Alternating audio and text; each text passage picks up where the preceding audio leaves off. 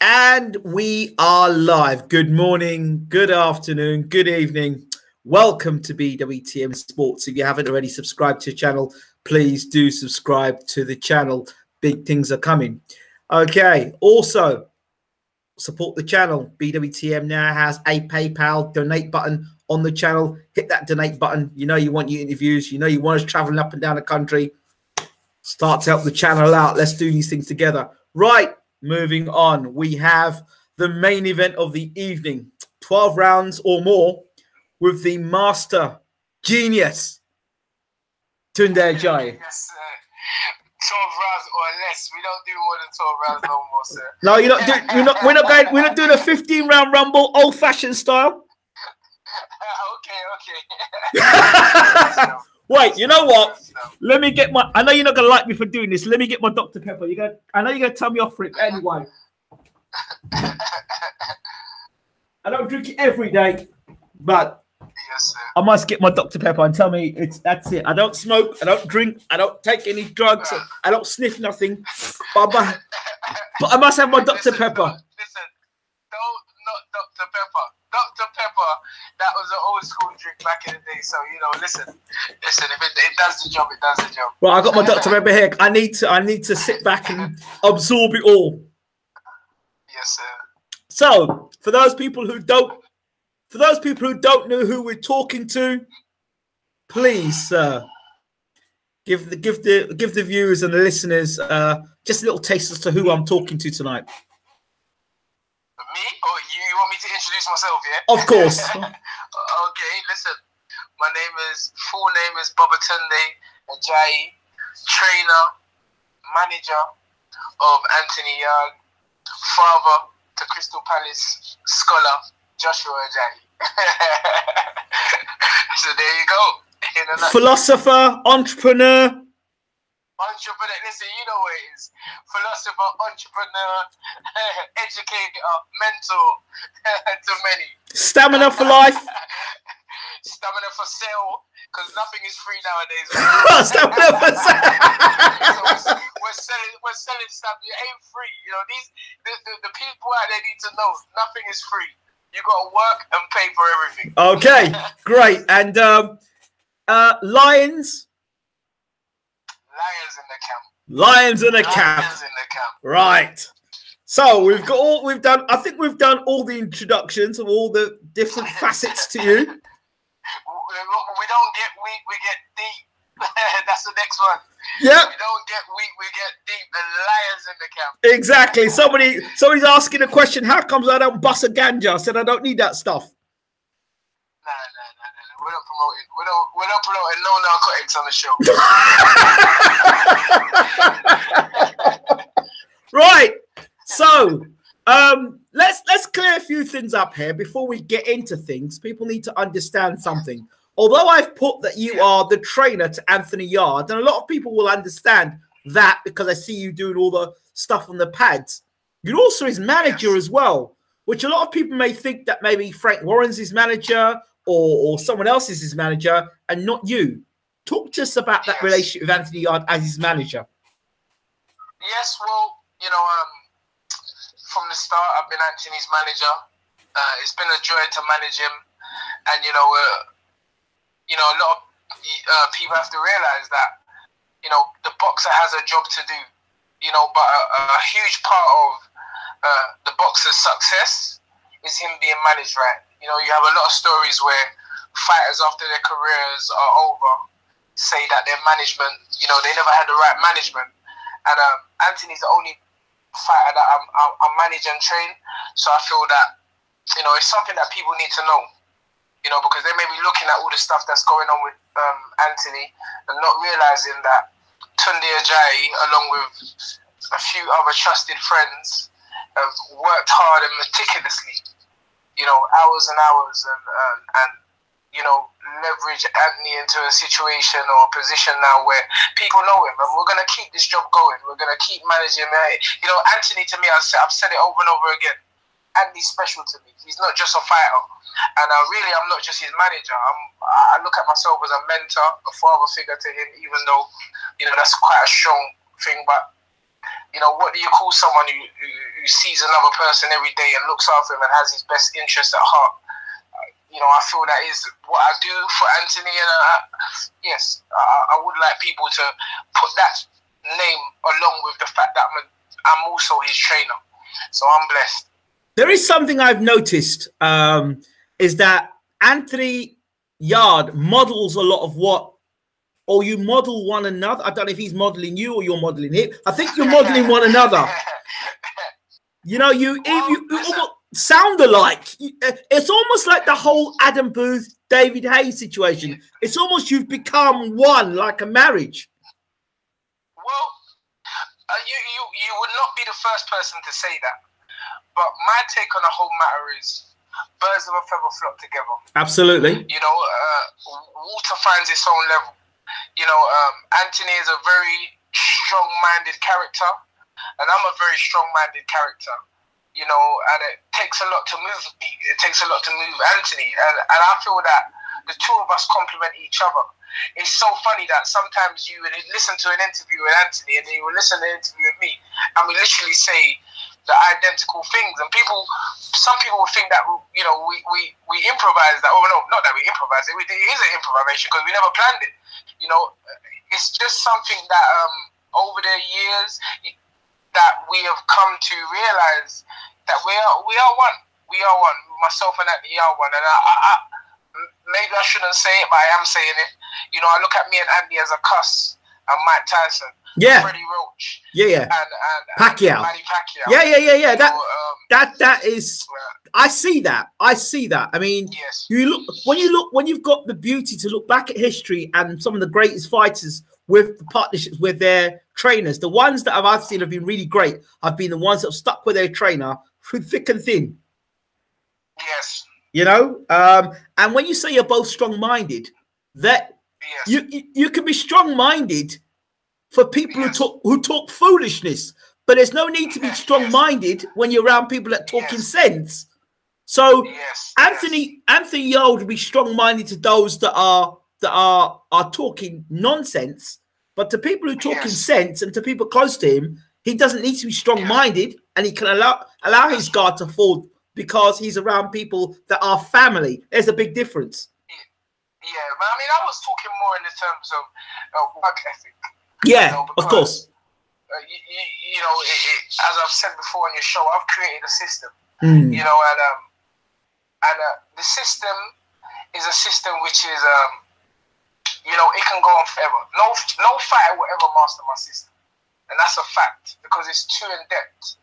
But as Anthony is so high class and such a person who drives to be the best, it also, and I'm exactly the same, it also drives me to be the best. So, you know, it's not uncommon for people to walk in a gym and see me and Anthony shouting at each other saying, no, it was wrong, and, you know, Anthony saying, no, it was right, or me saying, or vice versa. But that's what I mean by strong-minded. I mean, listen, to get to where Anthony is eventually going to get to, there has to be a strong mental set, and I feel Anthony ticks that box, and I feel that I tick that box.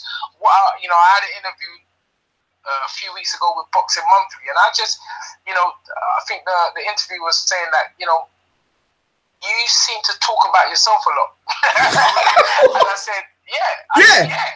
Why? I said, why not? I said, listen.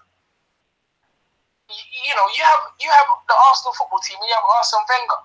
When Arsenal lose, Arsene Wenger gets the blame. So when they win, he gets the blame. So you have a fighter, he has a trainer.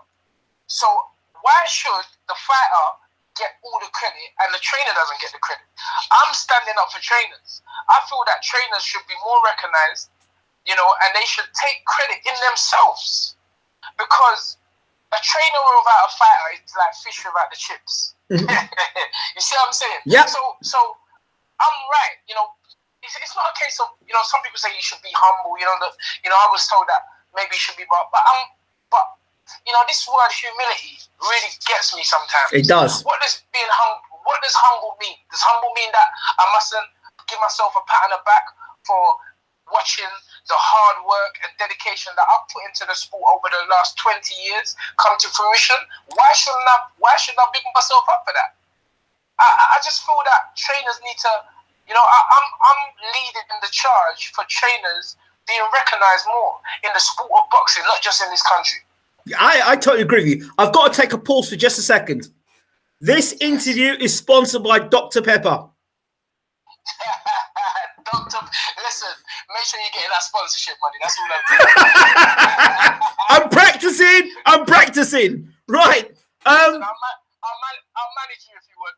Okay, that sounds interesting. Let's talk about it later. Now, yeah. Absolutely. Back to the point. I'm going to take you up on that offer, actually, because I know you're a man that knows what to do.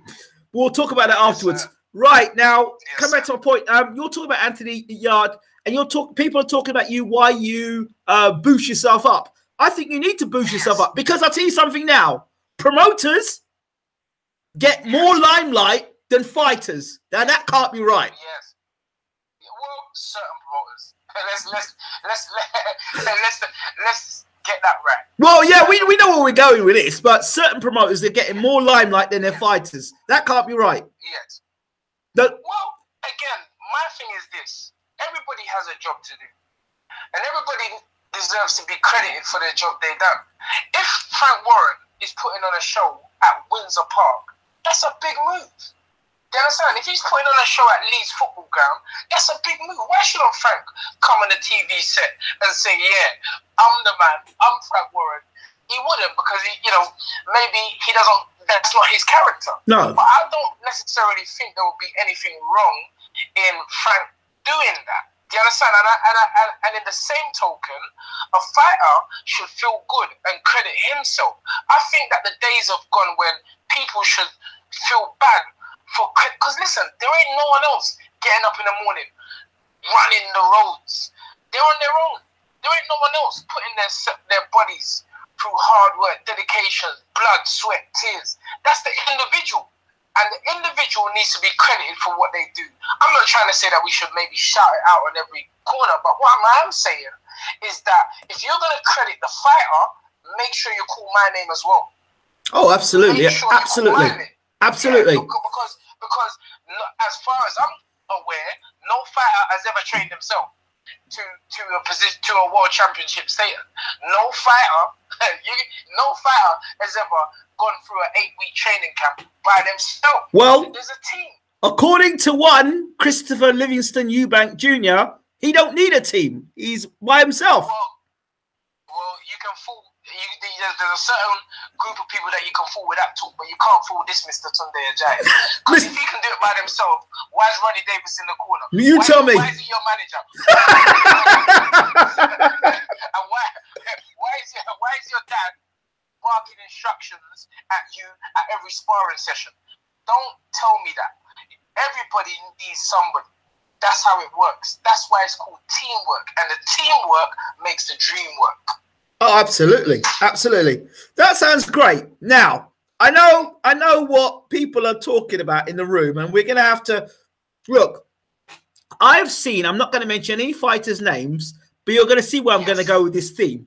I've seen many fighters that have lacked the amateur pedigree and have stepped in the ring. Only a couple of weeks ago, I saw it, where an amateur, a fighter who had an illustrious amateur career, fought a guy who had next to nothing of an amateur career. They both fought. The guy that had the less than great amateur career was a champion. The other one had a kind of like a tin pot belt, but they were the one who had the real amateur career.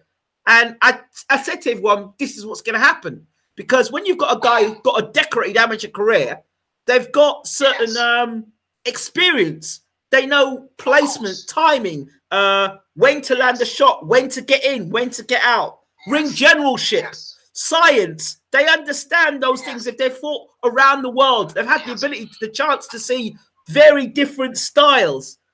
And what the British public still don't seem to understand, and I can't get it, is that when the people say it's a 50-50 matchup, you look at two guys fighting, you go, okay, let me look at these two guys here. Okay, He's got a 10-0 record, and he's got a 10-0 record. All right. So, okay, none of them have fought anybody great in a 10-0 record. Let's go to their amateur background. All right, he's an Olympic gold medalist, and he just about got through the ABA's novices. Right. Yes. So 10-0 and 10-0. And then you've got some muppet on TV saying, this is a 50-50 fight. Where is it 50-50? 50-50 for who? For you who's selling the program, so you get people to buy the pay-per-view or people to put bums in seats. But ultimately, the guy that's got the lacking of amateur experience, he ends up getting his ass beat. The Olympic guy moves on, and nobody gives a damn about the loser. Everyone cares about the winner.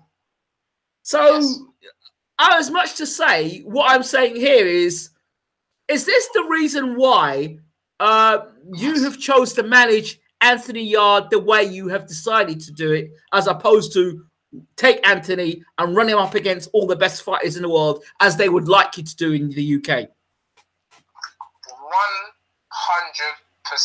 correct. I don't know who you're talking about. Who are you talking about anyway? I can give you four. I can give you 4 examples. Example number 1: Luke Watkins against Lawrence Okoli. Yes. 1. Bad management. 2. Josh Taylor versus O'Hara Davis.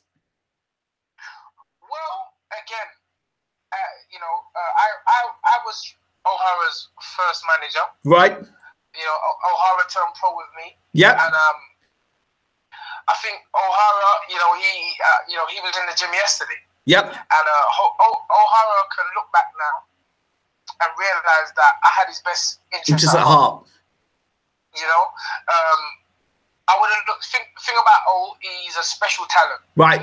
But as I keep saying, even special talents need to be managed. Yes. You see, and as I said to yesterday, you're still going to achieve what you're going to achieve. But did you need to suffer that bump in the road? I don't believe so. There you go. I don't believe so. I don't either. I believe if he was managed correctly, then that wouldn't have happened. There you go. But decided to do his own thing. Go elsewhere. And life is a journey. As I said to him yesterday, life is a journey, and there's many ways to get to Lewisham from Peckham. Yeah, there is. You understand? Yep. So it's like you just have to sometimes you have to let people do their own, make their own decisions. But it's bad management. Yep. I'm just being honest. I'm being honest. Yeah, I'm gonna give you another. And I keep saying it. Nobody can rush me. You can call me every name under the sun, the moon, the stars, Pluto, Venus. You can't rush Tunde Ajayi, because this is Anthony's career. This is his life. This is a young man that has employed me to look at certain things and manage his career and train him in the best way possible. And the fights, what the crowd want or what the people want, they'll get them. But as I said from the very start, everything is time. Let's say that again. Master Genius Babatunde Ajayi. Say that again. Say that again. Everything is time. Everything is timing.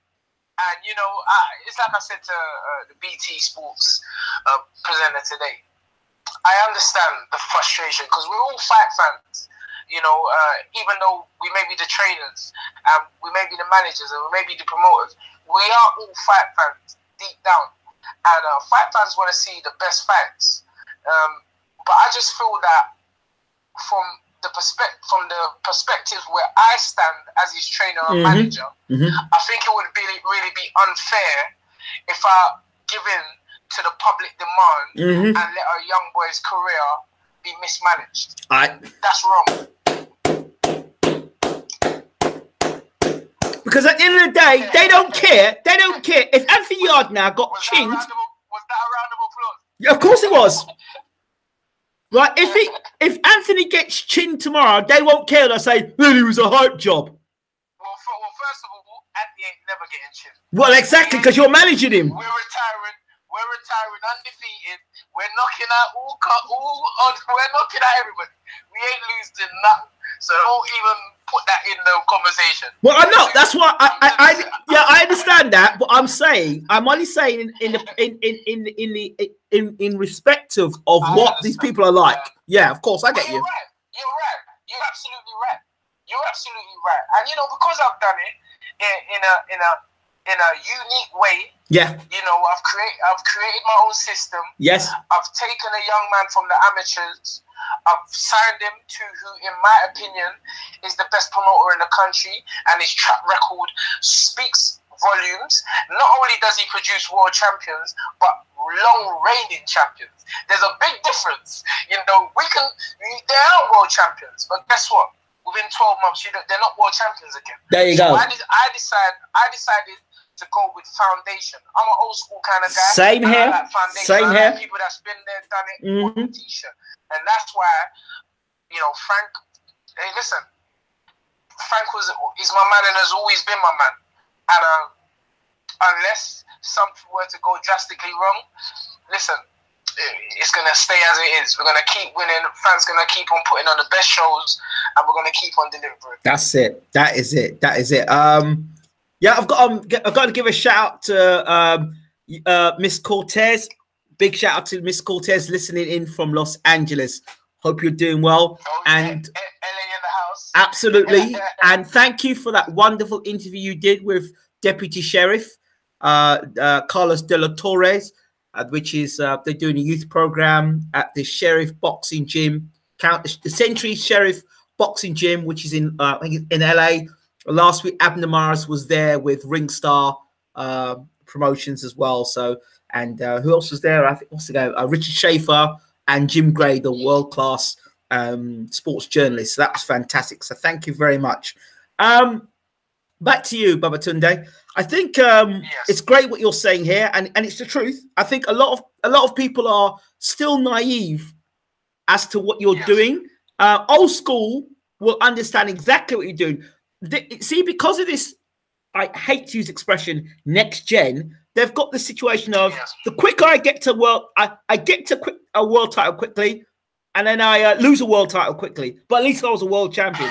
But I don't call them world champions. I call them title holders. They're keeping the belt warm. You know what I mean?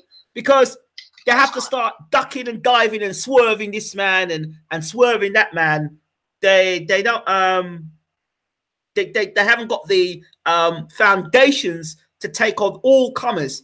You know what I mean? Because suddenly, I'm fighting a guy who's southpaw. I don't have to deal with southpaw. Let's swerve him. I've got to deal with a guy now who's inside fight. Let's swerve him. You know what I mean? So you end up doing this kind of you skipping certain things because you didn't do the groundwork in the beginning. You see, and a lot of these fight fans, these new age fight fans, think, rush him to a world title fight. And if he wins, fine. If he gets smashed to pieces, he's a hype job. So you can't win with these fight. You really can't win with these fight fans. Well, I'll give you another example. Even like this channel, for example, it's a media that we're building. You go out there and they'll say to you, well, go out and do an interview. So you go out and do an interview. There's somebody sitting behind a keyboard and tell you, you didn't do this right in the interview. You didn't do that right in the interview. You didn't do this. You didn't do that. Okay. So you do all these things to please them. Are they paying for the travel expenses? No. Are they doing this? Are they doing that? No. They sit behind a keyboard telling you what to do. When it all goes wrong, they're there. When it all goes right, they don't want to praise you for it. Somebody goes, hold on a second. Who exactly are we doing this for? Are we doing this? You want me to give you my advice? Do your own thing, boy. Go and say it. My advice is focus on yourself. Thank you. That's always it.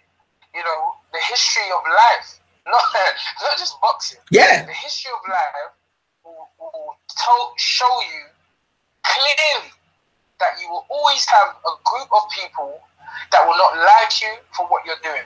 You have a group of people that will be jealous and envious on you. But guess what? It ain't even about them. Exactly. It's about you.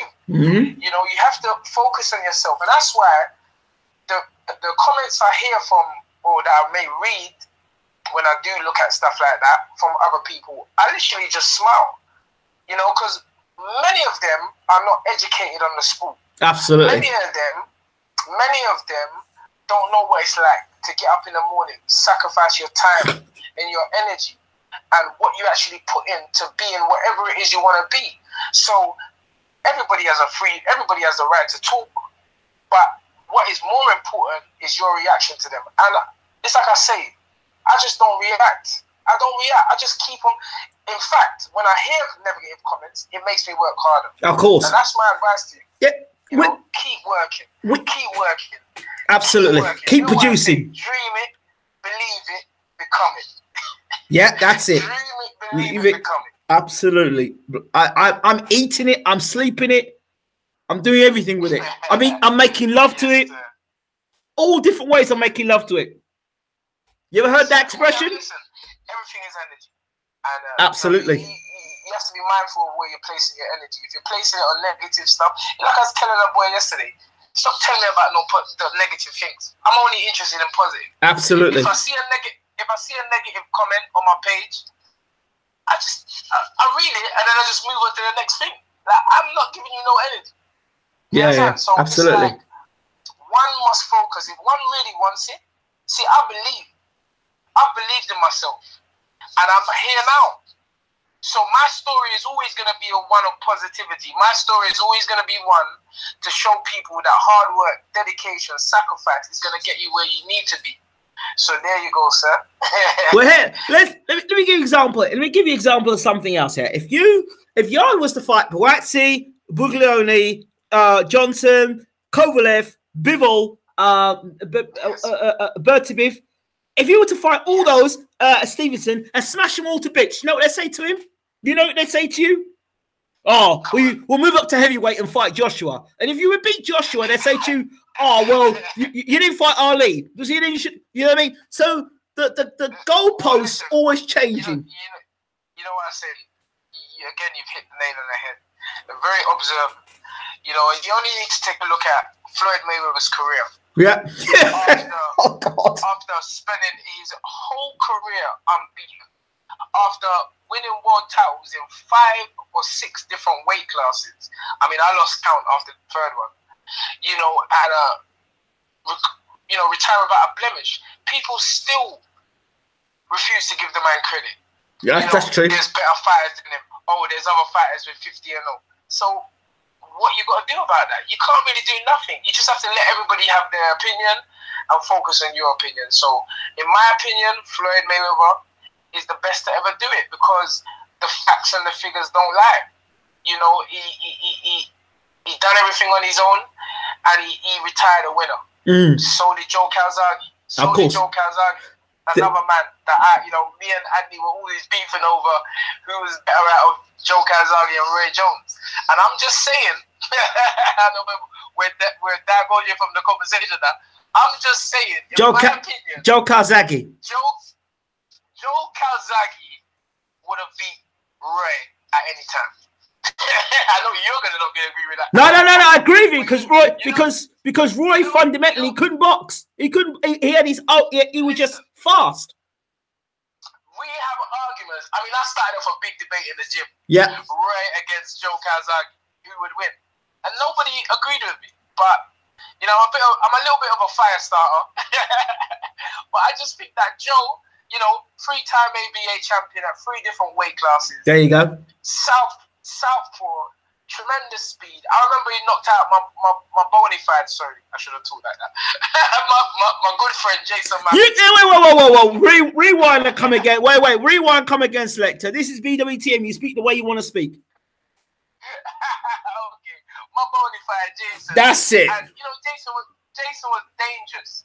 Jason ended Ryan Rose's. He ended it. Remember the Spice Boy Ryan Rose? Yeah, I remember that right hand. The man from Hackney. He's a Hackney boy, isn't it? Hackney man. Exactly. Big up to all my East man. They know what time it is. I'm a South London man, but I got people all over London. But listen. So Joe, for me, another guy that wasn't given the credit, but maybe he had a lot to do with that because he didn't really like to be in the limelight that much. But Joe Calzaghe, I'll go on record as saying that he is one of the greatest British fighters that ever lived. Absolutely. Now, a lot of people still in the room talking about why Yarde isn't doing. I think we've covered this point already, and I think people don't listen. The fact that I mean, you saying why he hasn't stepped up? We talked about the reasons why. I gave him 3 or 4 examples, and the other one is Akoli and Chamberlain. Another example. Yeah, go ahead. When people say who do they want him to fight? They want it. Okay, before we even get to that point, because we'll get to that point. Yes. They still don't understand. These people talk, but they don't really think about. You look at Yarde's amateur. You have to look at things as they are, not as we'd like them to be. And you have to. And if you're managing somebody, you're thinking, right? Okay. This guy hasn't gone to the Olympics. This guy hasn't got the extensive amateur background that a lot of these other cats have got. He did not even enter the senior ABAs. Exactly.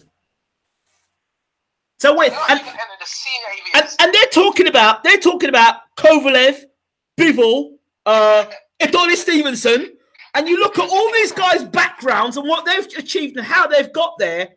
And then you look at it's just not fair. It's not right. So if they mention Bivol, they talk about Bivol. What did Bivol do as an amateur? Even how many amateur fights did he have? That's my point. That's what I'm saying. They're not listening to this. How many amateur fights did Kovalev have? Well, there you go. I think the only one you can say, I know Adonis Stevenson had a short amateur career, but again, look how long he's been a pro. He's there you go. Years old. Exactly. Physically, Adonis Steven is at his physical peak. He's a strong 40-year-old man. So there's a lot to take into consideration when people are becoming on the couch matchmakers. Exactly. They'll ruin people's careers.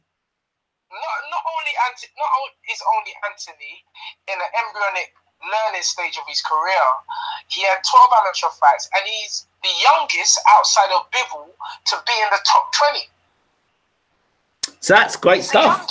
That's great stuff. I don't understand what the big rush is. I can't understand what the rush is. I don't understand it. All right, let me tell you what the rush is. The rush is, again, we've done it our way, and I just feel that maybe because I haven't done it the conventional way, maybe because I haven't done it.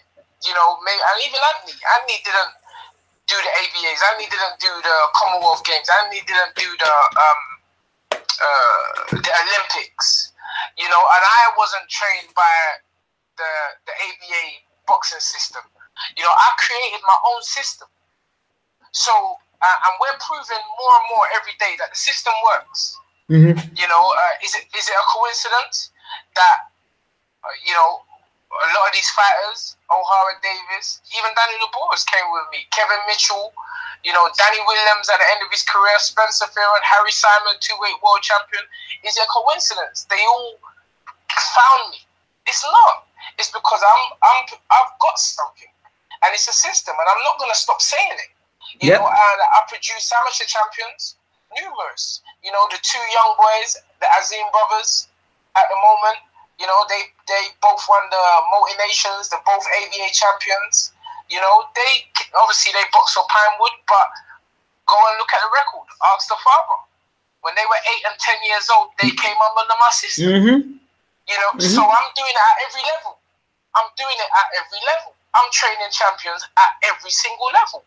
So people just have to relax, because although I have something, you can't rush me. You can't rush the way I'm managing Anthony, and the fights are going to be picked. And not only that, when people, you see, now I'm going to start. Now you're going to bring out the factual, Tunde Ajayi. Come, bring the facts. Bring the facts, brother. Bring them. Excuse me. Hold on. Very short break. Yes. Dr. Pepper, you should get yourself a bottle. It's very good. Keep going. I'm ready. I'm sitting back. I'm ready. I'm listening. Yes, sir. Let's answer the question. Well, I'm waiting for you to ask me when the question is Anthony hasn't fought nobody. That's. I'm not asking that question because I'm not senseless to ask that question, because I know exactly what's going on. No, you know what? I think senseless is a bit of a hard word. No, it isn't. No. Uneducated. And I'll tell you why. I'll tell you why I say that. It's because the media is very powerful. When you have someone whose name I won't mention, but a rival promoter, saying that Anthony isn't fighting no one. And Anthony, you know, is good matchmaking. He ain't fighting no one.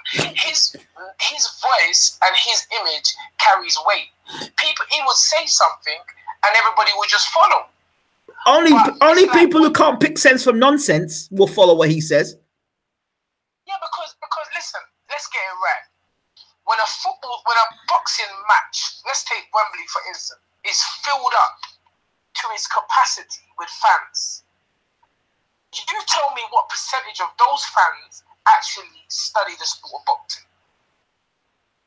Less than 2%, probably. So you have to understand, people are gonna base their opinion on what they see and what they hear. Yeah. So if they hear a guy that's on the TV putting on shows week in, week out, big arenas, saying that Anthony's not fighting no one, he needs to step up and fight somebody, then they're just going to believe it. Of course. But when they talk to Tunde Ajayi, when they come on BWTM Sports Channel and hear the real facts, they realise that if you just take two of Anthony's opponents, Nemasapati and Sikloka, you know, are you telling me those ain't no one? Well, guess what? Callum Smith fought Nemasapati in his 21st fight. Anthony fought him in his 12th fight. This is the same Nemasapati that lost to Vincent Butts, who's 25-2 when he fought him. And two fights before that, Nemasapati lost to Andre Jarrell. 29-1-1. The same Andre Jarrell that lost a majority to Badu Jack. The same Andre Jarrell that beat Saki Obika and stopped Caleb Truax, who beat James DeGale. And Anthony blasted Nemasapati out of the water. Moving on to Sikloka. Sikloka fought Callum Smith in his 15th fight. We fought him in our 13th fight. Sikloka drew with the fight before Sikloka fought Anthony. He drew with the linear light heavyweight European champion Robert Stiglitz. Are you listening to what I'm telling you? I'm listening, but it's not me you have to justify it to. I know what you're talking about. The fight before he fought Anthony, he drew with the European champion at light heavyweight. And he had never been stopped. And this same Sikloka lost the points against Tyrone Zhu, who's the world champion and fighting Rocky Fielding soon. I don't know when that is. I know it's in a couple of weeks or so. Yep. You know, Stiglitz lost to Arthur Abraham and Saki Obika. He had never been stopped. Never in his whole career. Anthony Yarde stops him in 4 rounds. That's not good enough for some fight fans. But so Sikloka has fought Saki Obika, Arthur Abraham, Callum Smith, Tyrone Zeus, Robert Stiglitz. All these guys have extensive amateur careers. They never had 12 fights as an amateur and 12 fights as a professional. And what did we do to these guys? We knocked them out. I took a gamble, to be honest with you. But it was a calculated gamble. And Sikloka at the press conference said, your team has made the biggest mistake because Anthony doesn't have experience. But guess what, Mr. Sikloka?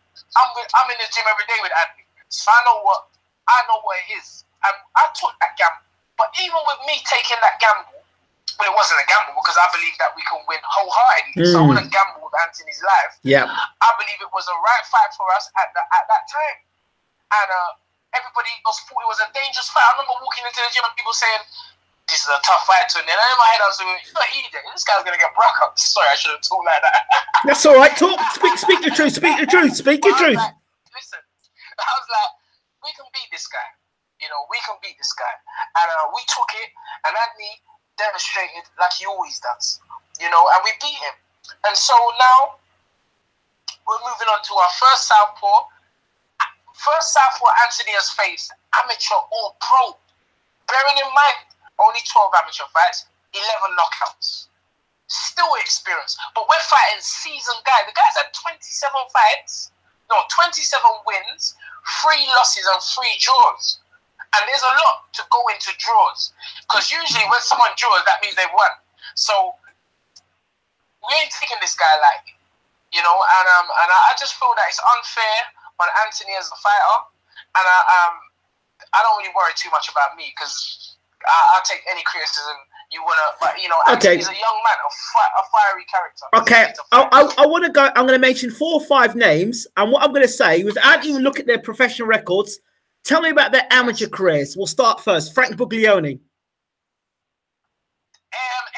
I think he was an ABA champion boxer in England numerous times. That's what I thought.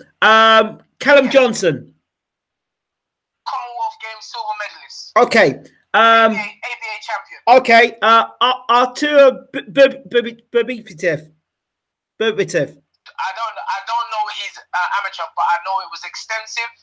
You know, and just like most of these European fighters, they're turning professional at a later age because their bodies and their minds are physically and mentally ready. So again, I'm not 100% sure how old Beterbiev is, but I know he's seasoned, and that's why he's at 12 fights, 12 KOs. Okay, Bivol. I don't know too much about these guys, but what I've heard is that he had over extensive 200 amateur fights. Right. Okay. Buatsi. And already he's is he a WBA champion? He's champion. He's champion of the world. Yeah, he's champion of the world. And Buatsi. He's champion of the world. Buatsi. Well, I don't know. I don't even put Buatsi in that level. You know, you can't put Buatsi in the same level as Bivol. No, I'm talking about what he did as an amateur, Buatsi. Oh, Olympian. This is my point. Yeah, all the guys, ABA champion Buatsi. I've never watched him, so let's get that. No, tell a lie. I watched him when he lost. He got outboxed by a guy, and that's the first and only time I've ever watched Joshua Buatsi. But I've heard about his amateur career because when I was training Craig Richards, Craig told me that he fought him in the amateurs. There's also a guy in the gym, Andre Sterling, who said he fought him twice. So I know he was an ABA champion and he's a European Olympic medalist. That means he's travelled. He's got a lot of experience on the amateur circuit. Yeah. Anyone else? No, the thing is, the reason why I'm asking this question is that I understand what's going on here. Yes. Anthony Yarde had 12 amateur bouts. Did not even fight as a national ABA champion. Is that correct? Say that again. Anthony Yarde, he was not a national ABA champion. No, he was only a novice champion. So wait. So let me get what they need to understand is Anthony Yarde had 12 amateur bouts. That's it. All the other guys, at novice level, yeah. Right. So a lot of these guys that they talk about, Buglioni, Callum Johnson, Buatsi, all the guys they're mentioning that they want to put him in the ring with as a pro, they have got extensive experience that Yarde hasn't got, and he needs to get that experience. Once Yarde's this right, let me just make this right. Yeah. Tunde Ajayi and Anthony Yarde ain't ducking and dodging no one. We ain't ducking and dodging no one, but I'm his manager. Yes. And I have a job to do.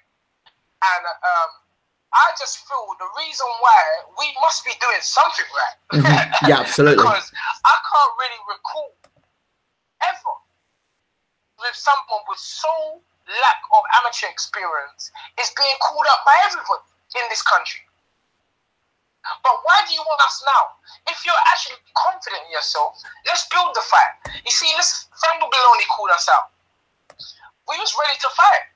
But every time he put up a list on his own personal Instagram account, Anthony Yarde went down and down the list.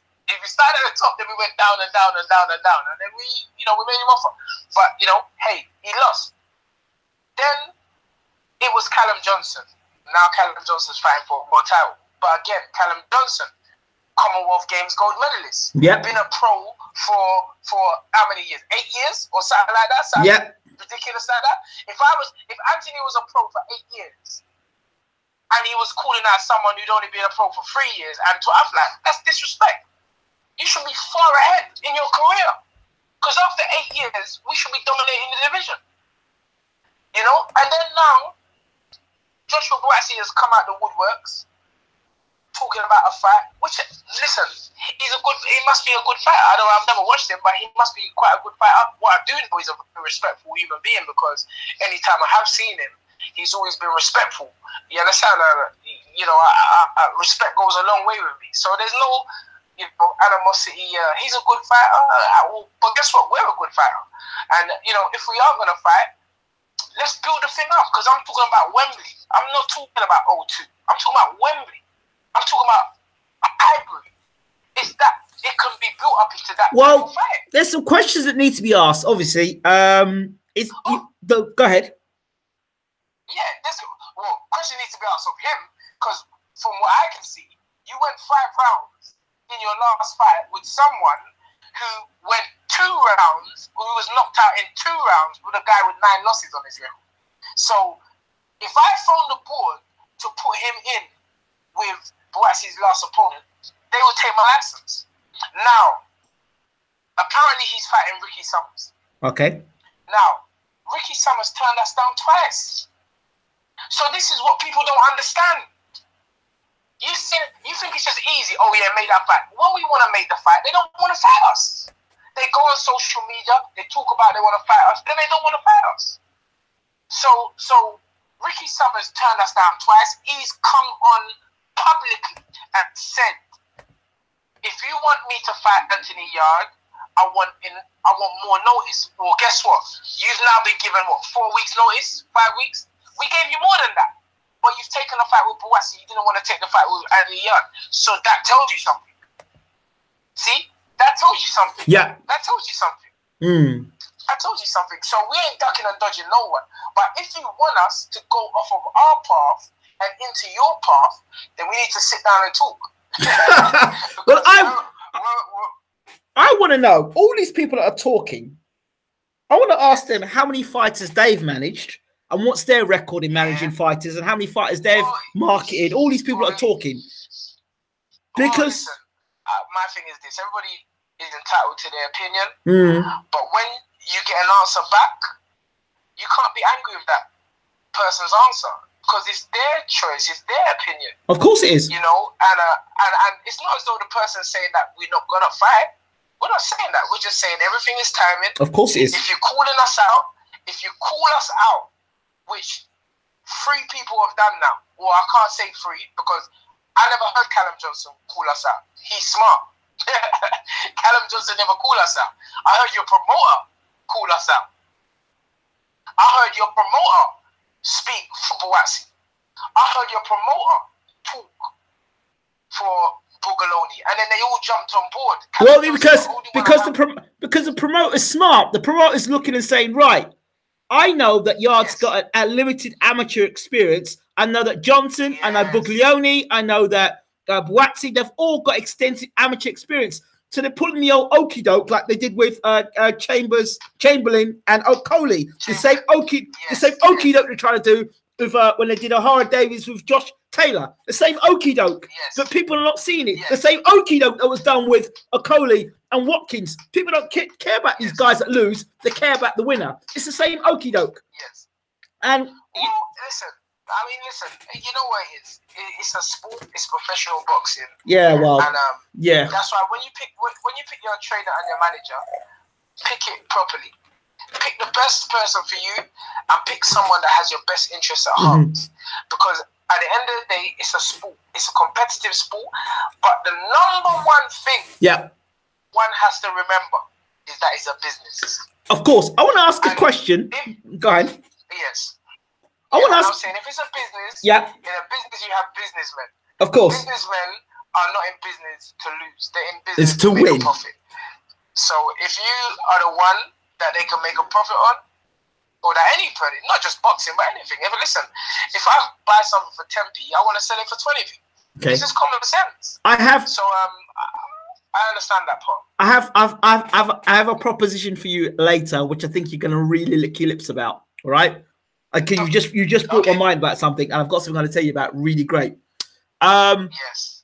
Now, do you know? Keep firing away, man. I'm ready. It's marketing. I want to know how many fighters that are able to be seen in a commercial on a Sky Sports bill and a Box Nation bill? How many fighters do you know that can be on both bills, fight for on Box Nation, but be seen on Sky Sports big fights in a commercial?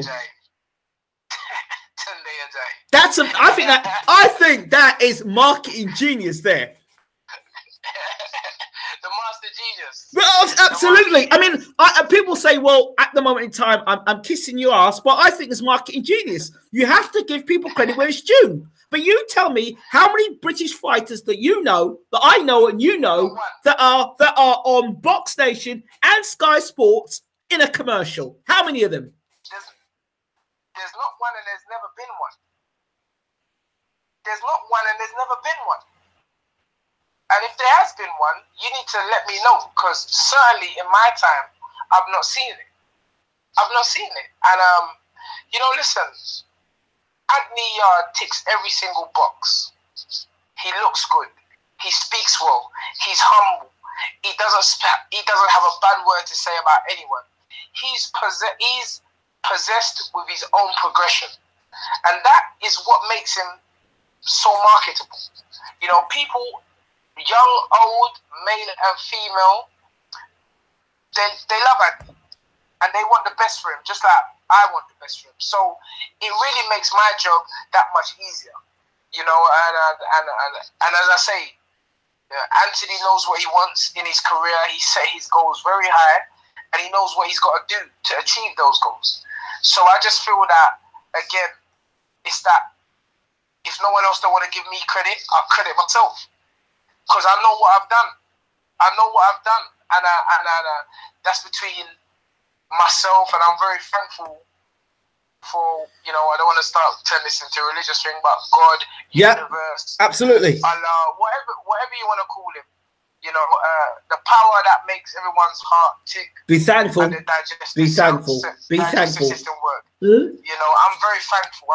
Absolutely. And I'm thankful to Anthony, because through Anthony, I've been able to show, myself in many lights, not just a trainer. Yeah. So I'm grateful for that. All right, now let's start asking a few harder, more tastier questions. Nothing is hard. All right. Well, let me test that now. The first question I'm going to ask you is: are you aware of Anthony Yarde's weaknesses? There is no weaknesses. What's the weakness? I'm asking you the question. No, you're asking me the question. I'm asking you the question. Let me tell you something. Yeah. And this is a great question for me. When a student comes to a teacher, yes, what is the teacher's job? The teacher's job. Well, I'm a teacher as well. I'm a coach as well. So we can talk about this. Yes. So if there were any weaknesses, my job is to eradicate them. But I can honestly say that with Anthony, it hasn't really been that case. It's been more of implementing and adding to what he naturally had. Obviously, as an amateur, he developed a Mike Tyson style. But he doesn't look like that now. He's a well-rounded boxer, and I just believe he can do everything. So there is no weaknesses. Okay. And if anyone feels there's any weaknesses, here we go. Well, I'm going to start talking about. I'm not being negative. I'm just being things I see. You're asking questions. I'm asking questions, but I'm not being negative. I'm just asking questions. Now, first thing that comes to mind. I mean, Yarde is getting hit more now because obviously the levels are moving up. Is that something that concerns you? The fact he's getting hit more. Okay. Stop right there. Okay. You show me. See, this is what I'm trying to say about the media. Okay. And how when people talk, others follow. All right. Without even assessing. Okay. What they're saying. Okay. You tell me, and not even tell me, show me the fight where you can say Anthony Yarde got hit more than 4 times in a fight. Show me. Tell me. Not one. He got hit with 2 right hands in the second round by Tony Avalon. Well, guess what? Tony Ajayi got battered. Well, we know that. And he hit Anthony with 2 punches. Oh, let me. And because it, no, I'm gonna answer your question. Okay. So, yeah, because it seems that everyone's talking about he got hit. I'm saying, show me where he got hit. Okay, so when Ricky Hatton or all these other fighters are getting 20, 30 punches in their head flush every single round, nobody says they're getting hit. Anthony gets hit once or twice in an entire fight, and people get on YouTube and go, whoa, man, you see, he got hit. It's boxing. You do actually get hit in a boxing match. My job and Anthony's job is to limit the amount of punches he gets. And I feel that if you look in 15 fights, you cannot use 2 hands to count how many times Anthony's been hit. Good. In 15 fights. Good. Well, next question. Well, I'm glad I got the reaction from you because that's exactly what I wanted. Thank you very much for that.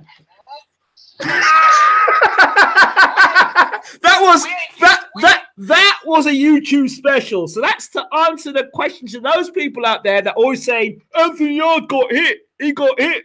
There you go. So you answered it for me. This is what I'm trying to say. So you basically you've just answered half a YouTube community for me just there. So I asked you a question. You just answered. If the listeners live or gonna listen to this recording, go back and listen to what I said. When one man says something on social media, those that don't really study the sport, if that person has influence, will just take what they're saying for gospel. So I'm saying, listen to Tunde Ajayi.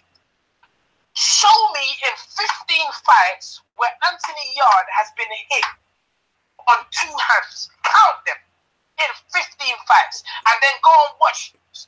I'll start calling names if you want me to, but not yet. Okay, good. Certain people that's calling us out, go and watch how much times they get hit in one fight. And you will see that the amount of times they've been hit in one fight doesn't even add up to the amount of times Anthony got hit in 15 fights. So I'm doing my job, sir. Good. Excellent. So that's hit. That's hit and don't get hit. Absolutely. And guess what? It's hit and hit you 10 times harder. That's my job. Well, that's what my dad is. If somebody hits you, makes you lick them 10 times harder. So listen, man, the YouTube listeners out there, BT Sports, wherever you want to go, show me the evidence. And then maybe you may change my mindset. But until you can show me physical evidence of Anthony Yarde being hit more than 10 times in 15 fights, then I'll rest my case. Well, until then, next question. You know what? What I'm going to do, I'm going to open the room up to people. Right, now's the time for you to ask your questions to Tunde Ajayi, the master genius, trainer, coach, manager, entrepreneur, philosopher. Oscar winning.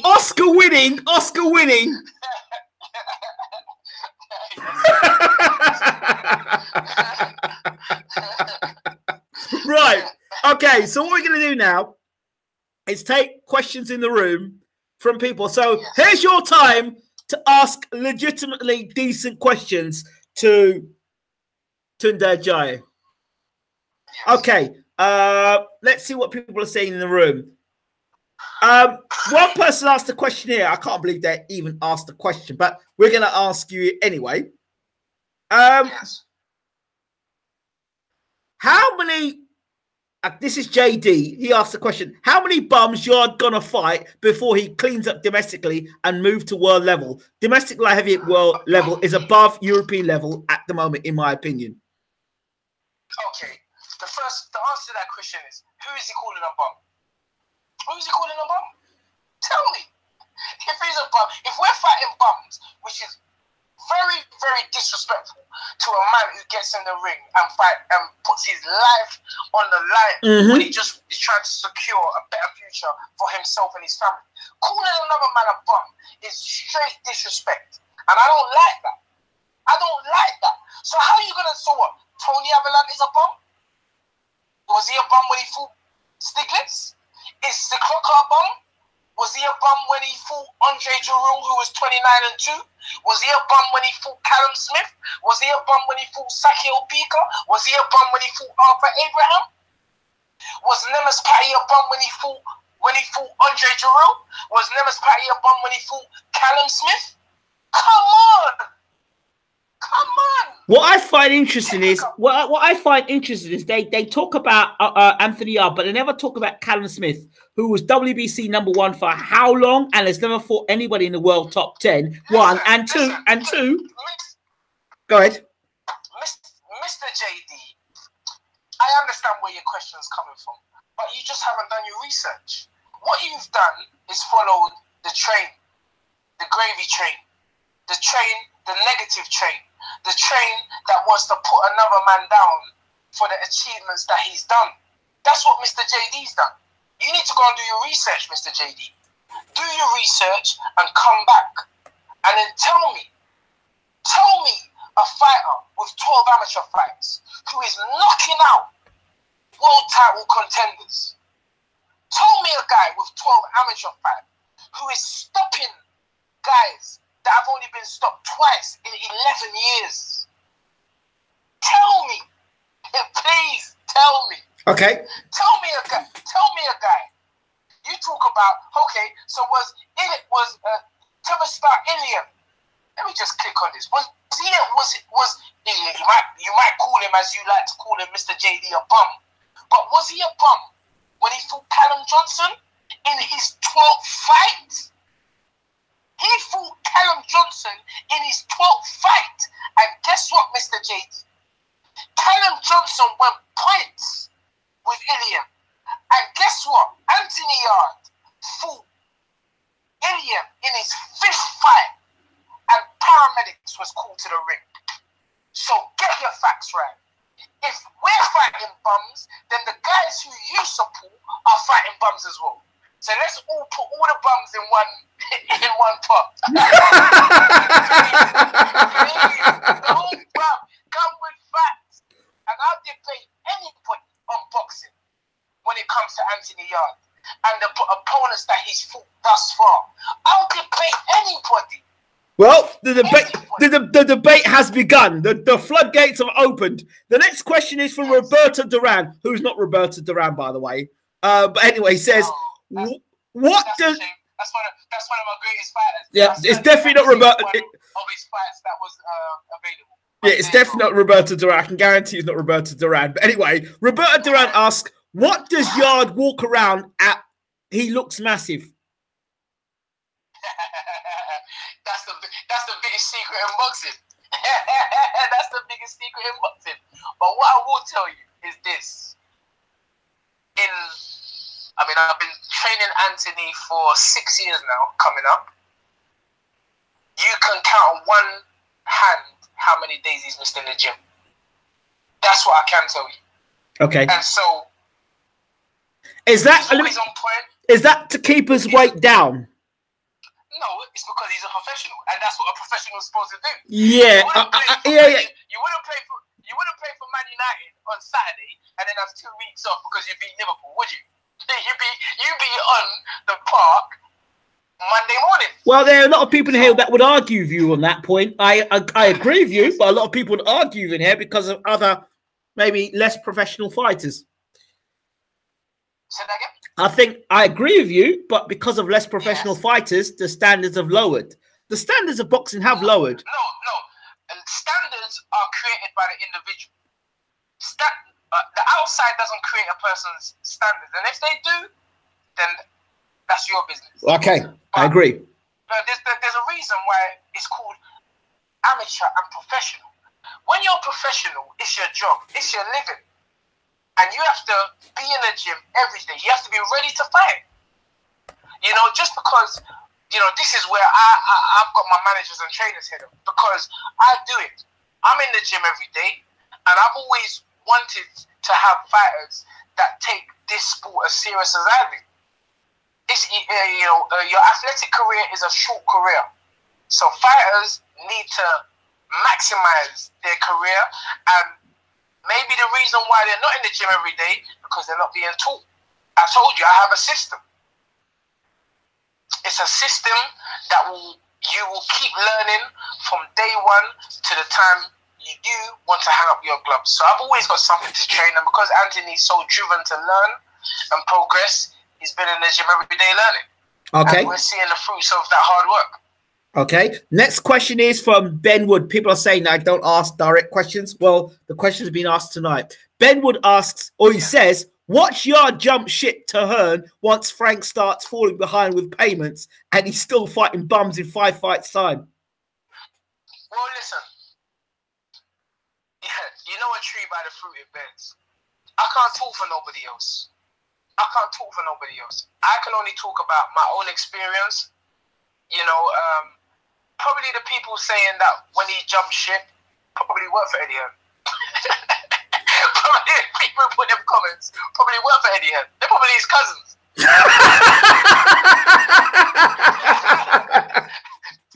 The people that put on me and Andy's Instagram accounts, leave Frank, leave Fish Eyes. He don't pay you. Well, let me tell you something. We ain't fall behind none of our payments.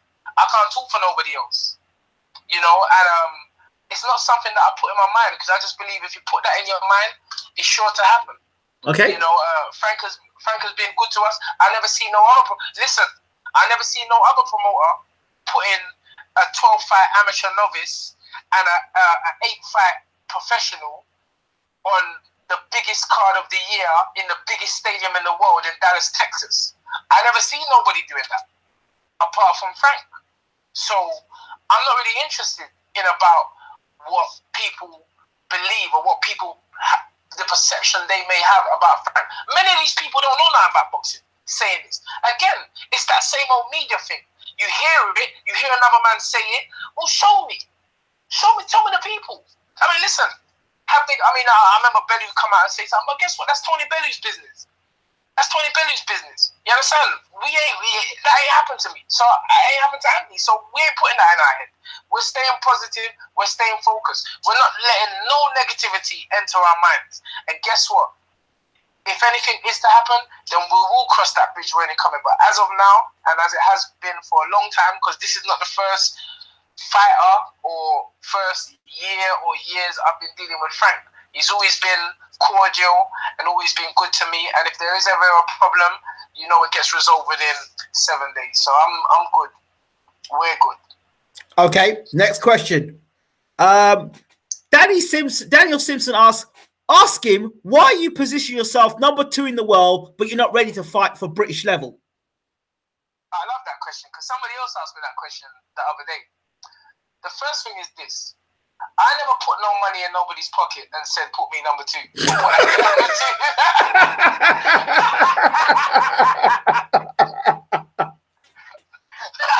I never put no money in BoxRec's pocket and said, put us number 1. What these companies have done, have based Anthony's record on a point system. There's a reason why we're number 1 and number 2. It's because of the point system. And I'm going to show you what the point system actually says. Just give me a second there, please.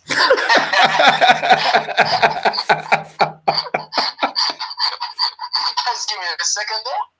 The point system on BoxRec in the UK, you're talking about the UK. Let's deal with the UK. It says Anthony Yarde number 1, Callum Johnson number 2, Liam Conroy 3, Frank Bugaloni 4, Burton 5, Bull 6, Buatsi 7, Summers 8, Richards 9, and Torley 10. So let's deal with the top 10. So in the top 10, number 1 is Uno Numero Anthony Yarde with 110 points. Closely behind is Callum Johnson with 82. But then you half Callum Johnson and you go to Liam Conroy 46, Bugaloni 45, Burton 41, J. Paul and Buatsi 33. Now, there is a reason for that. And there is a reason why we've got 110 points and Buatsi and Jake Paul have 33 points. And the reason is this, Mr. What's his name? Who asked the question? Mr. Daniel Simpson. Mr. Daniel Simpson. Okay, let's take Mr. Bull when he fought Oleg Fedorovic's opponent that I wanted for Anthony's pro career, but they turned us down. He is not even ranked. He ain't even ranked in the world ranking. That's how bad he is. Yeah? Then we go to, let's look at Buatsi, because you mentioned Buatsi. Let's look at Buatsi's last opponent. Buatsi's last opponent is ranked number 255 in the world. Did you hear what I said? I heard. 250, and his opponent before that, sorry, hold on, I'm getting excited now. I'm getting excited. He fought a guy, he fought a guy, Castanegro. He's ranked 545 in the world. This is why we're ranked so high. Because the quality of opposition that we are fighting are in the 50s, in the 70s, most certainly in the top 100. And you are fighting guys way ranked outside of that. So that's why we're ranked. No, it's not a case of, oh yeah, let me place him number 2. No, what these guys have done objectively is sat down, looked at the common opponents, looked at who's ranked. Now, we all know that sometimes rankings don't justify where a fighter is, but it is what it is. But they've looked at the common opponents, they looked at who the guys have fought, and they positioned them. Now, is it my fault that I have my own path, Anthony's got his own path, and others are putting us in a higher category before we feel we're ready to make that step? That's not our fault. But hold on, you got the WBO Intercontinental belt, right?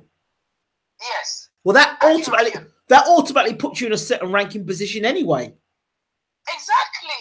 But this is what I'm trying to say. So it's not our fault. But then when you look at, sorry, yeah, I'm on it. Wait there. So when you look at Anthony Yarde, if you go to the world ranking, not that. Yeah, if you go to the world ranking, that's Bugaloni's like 52 now, so not that. If you go Anthony Yarde, and if you go into the the world ranking. So if you look at let's go the top 10. Number 1, Adonis Steven. Number 2, Kovalev. Number 3, Jack. Number 4, Bivol. Number 5, Glykovic or Ghost. I love, come on. Godzik. Yeah. See? Dang. Joe Smith. Marcus Brown. Artur Bertavia. Sullivan Barrera. These are guys this season. I'm not trying to say that we won't beat them. But what I'm trying to say is that we have been placed strategically for a reason. I didn't put any money in anybody's pocket. And it just so happens that... But hold on. You didn't put anybody in anyone's pocket, but did Frank?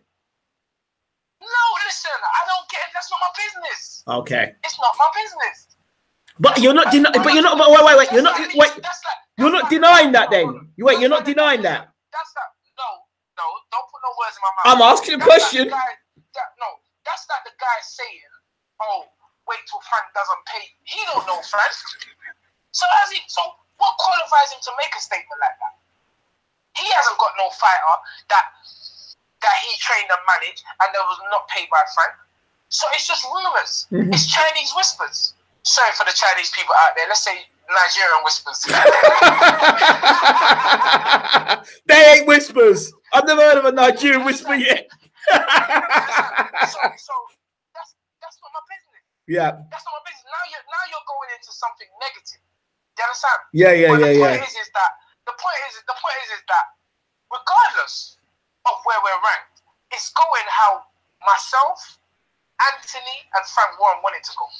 That's the collectively as a team, we will make the right fights for our team at the right time. We're not playing to anyone's tune.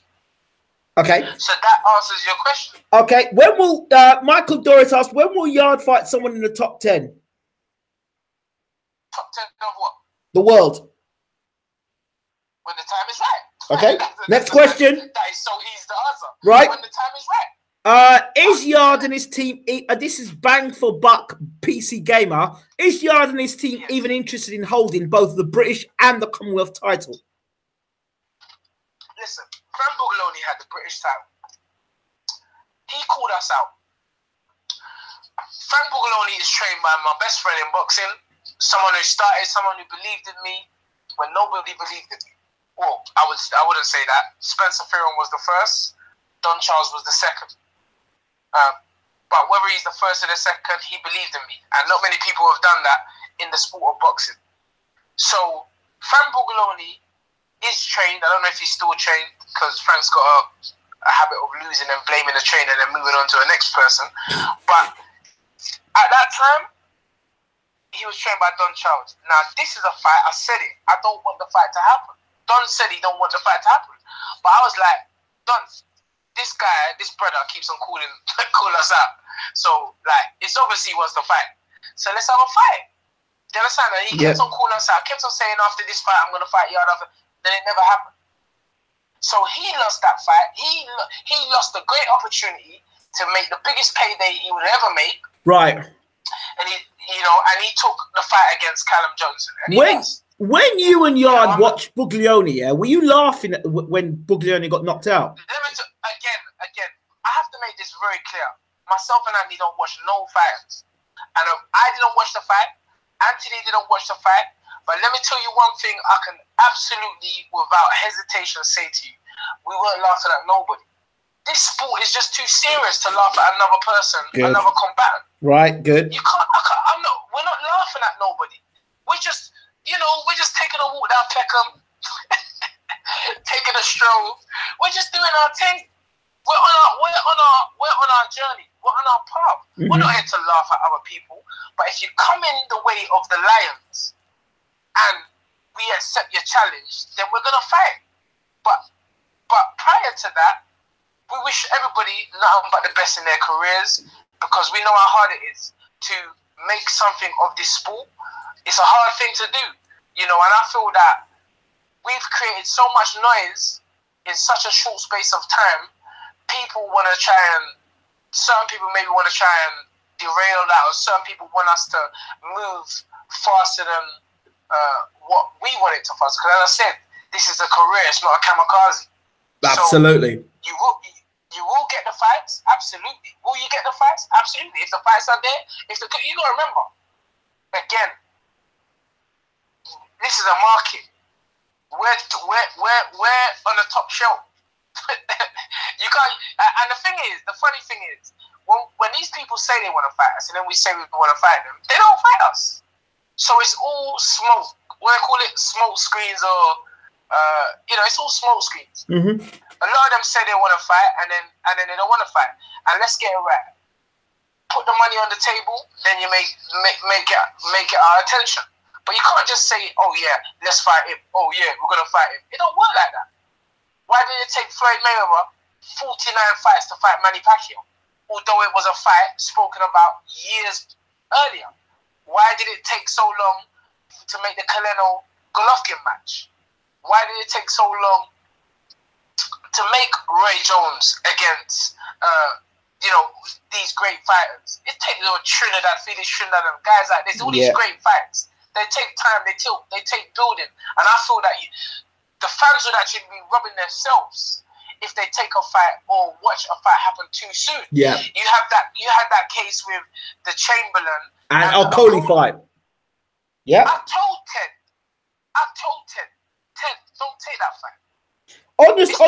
On the subject of Ted, what's your thoughts on what's happened between him and Chamberlain? as I said to Ted, well, it's not just Chamberlain. It's Chris Congo. It's Eric Monzo. It's the whole of them have left Ted. But it's like I said to Ted, it's part of your growth. You know, I never look at fighters walked out of me over many years, but I never stopped doing good, and I never stopped being the person that I am, which is a good person here to help people. Right. And my dad taught me this. My dad taught me this golden rule. He said, son, if you do good, keep doing good, because you'll get your just reward. And I said to Ted, Ted, this is a challenge for you now. You say you want to be a great trainer. So if you say you want to be a great trainer, then why are you letting what the actions of someone dictate your destiny? Keep working hard. Right. Keep pushing yourself. Show those fighters that they made a big mistake leaving you, and that you was always destined to be a great trainer, but you just never saw it. You see, so it's unfortunate where, you know, this whole money thing and distrust and unloyalty crept into the situation.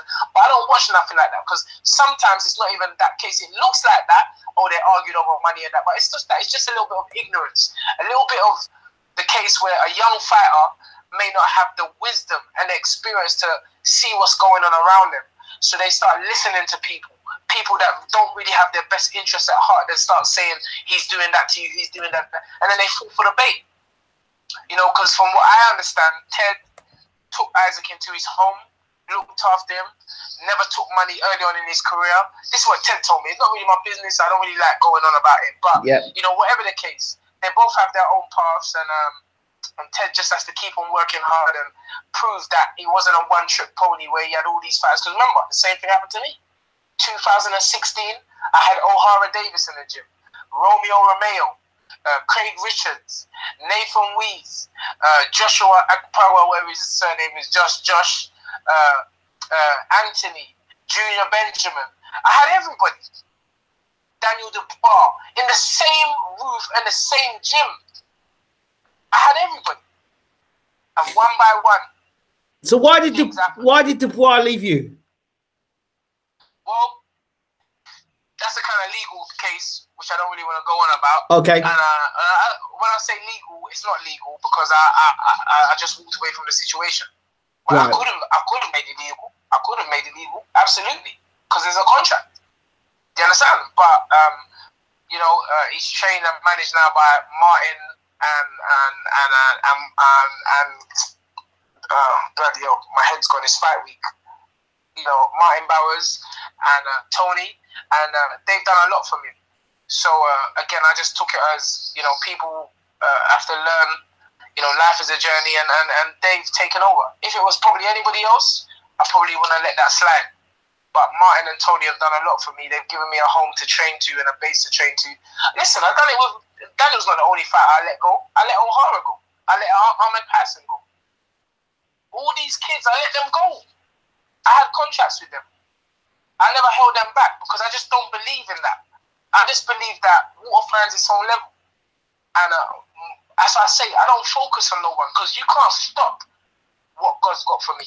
Nobody, no fighter can stop what is destined for me, because there ain't no trainer outworking me. I'll work till I can't work no more, and I'll get my reward. And I've always had that mindset, and Anthony's got that mindset as a fighter, and that's why we gel so well together. Okay. You know. Yes, sir. I've got loads. I've got a bulk of questions here for you. Next question. Yeah. Homeless tonight. Let's see if we can get get through. So many comments here. It says that the Goose says, I think half the guys are spiteful clowns knocking the pace of how his opponents get selected based on his novice experience. Say again? Sorry, I didn't hear that. The Goose says, I think half the guys are spiteful clowns knocking the pace of how his opponents get selected based on his novice experience. Yes, I absolutely agree with you. I wouldn't call them clowns. Again, that's a bit strong for me. You know, I just feel that it's a bit of, I don't even like, even the word ignorance. I don't even like that word. It sounds, to me, it's degrading. I just feel that they haven't done their homework. They haven't researched the fact. And sometimes, unfortunately, in boxing, it doesn't always it's not always as it looks or appears. It's not until you delve into the sport, look at rankings, look at styles, look at the experience or the inexperience of the fighters, where you can make an honest decision. So as I say, a lot of these guys, they're just going off of what they read on social media or maybe forums and stuff like that, and they don't know. So I don't really, listen, I lose a lot of energy slagging everybody off who made a bad comments. I just feel that they're just uninformed. Okay. And here's one. If you want to get the right. Here's one that's done their fact checking. This person says Saloka was a career super middleweight and Yarde fought him at 39 in a weight division above. Okay, so what this is the best question I love. So what did Miguel Cotto start his career at? What weight did Miguel Cotto start his career at? Welterweight. Or light welterweight. He started as a lightweight. Was it lightweight? I thought it was like welter. Lightweight. He started as a lightweight. Okay. What did Manny Pacquiao? What did Hopkins? What did Roy Jones? It's just a nonsensical question.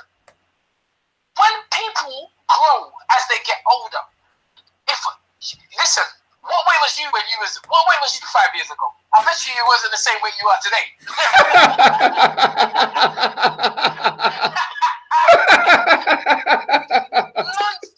Nonsense. Right. Nonsense. Again, what's the name of that guy who asked that question? The guy said it was here we go. Callum Firth. Okay, so Callum Firth, again, my friend, you're not doing your research. You don't know the sport of boxing.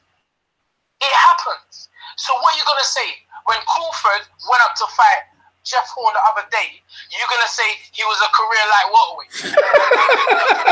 No, you're not. No, you're not. So don't talk nonsense. Okay. It's nonsense. Next person. It's nonsense. JD comes back to you. He says, it's time to fight fellow domestic contenders so we can assess where he is now. Burton, Buglioni, Buatsi, and Johnson is what we fans want to see. Yeah, but who are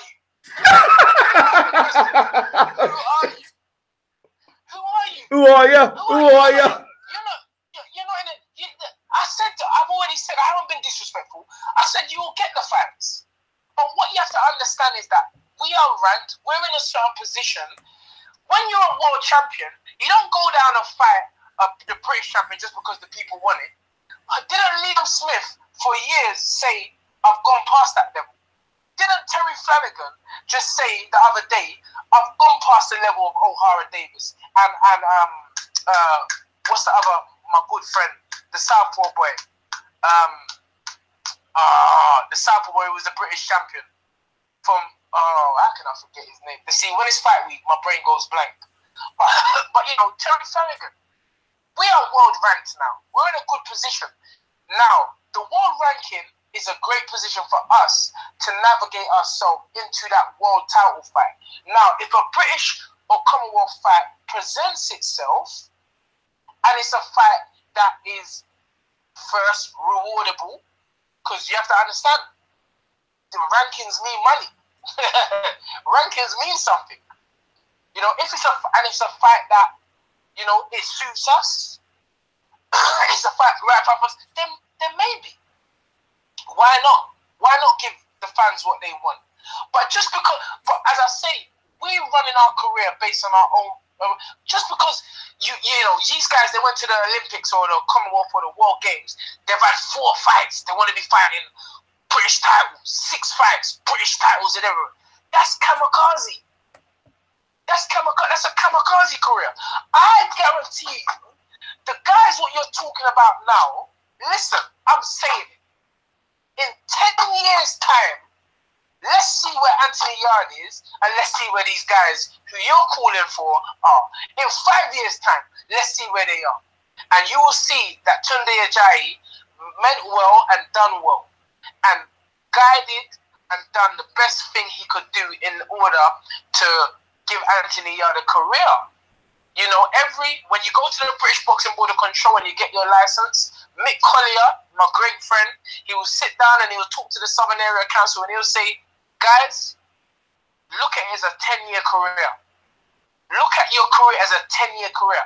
Now, if I'm fighting world title fights in my third fight, in my fourth fight, if I'm fighting British title fights in my sixth fight, then where am I going? How long of a career am I going to have? That's what people need to understand, because once you get there, you ain't going backwards.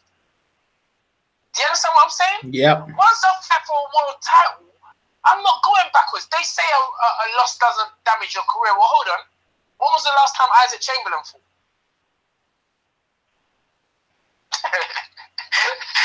Listen, man, nobody can't rush me. I'm doing a job. I'm doing a great job because everybody's talking. That's how I know I'm doing a great job. Tunde, do you have any plans to move Yarde up to heavyweight at any point? Great question. But my answer to the question is one thing at a time. You have the past, the present, and the future. My job and Anthony's job is always to focus on the present. Yes, we have great dreams, massive ambitions, and who knows if Roy Jones can go from middleweight to heavyweight, James Toney can go from middleweight to heavyweight and beat a real champion in Evander Holyfield. James Toney, absolutely outbox him and take him to school and stop him. Why can't Andy Yarde do it? But we have to focus on the present. And the present is Darius Sek, June 23rd, live on BT Sports, 7 p.m. So there you go. I have a Bang for Buck PC says, I beg you tell Tunde that the people's opinion does matter to a degree. Who pays the bills? The people who watch him fight. By fight 18 Yarde needs to fight someone respectable. End of. Mr. Buck, first of all, I didn't say the fans' opinions don't matter, so don't put words in my mouth. I didn't say that. I said I can understand the fans' frustration, and they will get their fights. They will get them, but they have to relax, take a cup of tea. Everything is timing. You will get your fights, of course. I want to see the fights. In fact, Anthony wants the big fights. But again, the reason why you have management is because I'm sure they said the same thing about Floyd Mayweather in his career. Oh, it was too... Because the thing is this. When we do take on these guys and we beat them easy, you're going to say, oh, something was wrong. Oh, it wasn't no match. Oh, let's find another person for him. It's going to be like that. It's probably going to be like that our whole career. But I just feel that maybe this is a situation where people are going to respect us more at the end as opposed to the beginning, the middle, and the journey. So I do respect the fans. The fans don't pay all my bills, because I just tell you that. But the fans, obviously, the TV companies pay the bills as well. The promoters pay the bills. The fans pay for the tickets for the seats. The fans watch, so everybody pays. So everybody is to be respected. So ain't no individual. That's what I'm saying. It's not an individual thing. Everybody's to be respected. But again, the fans are fans, and individuals are individuals. Anthony Yarde is a young 26-year-old person who never had an amateur career. And I'm just gonna say that. I'm fed up of saying 12 amateur fights. I'm saying no amateur career, because he wasn't in the senior ABAs. He didn't put on an England vest, so he didn't even have an amateur career. So why are you not the same venom which people are saying Anthony should fight this British fighter and that British fighter? Why are they not saying Bouassi against Jake Paul? Why are they not saying Bouassi against Callum Johnson? If you want to win a British title, why don't you fight him? Why all this? Why all of this pointed at us? Why? Why can't you just relax? Just relax. You're gonna get your fans, and I do respect the fans, because without the fans, we're nothing.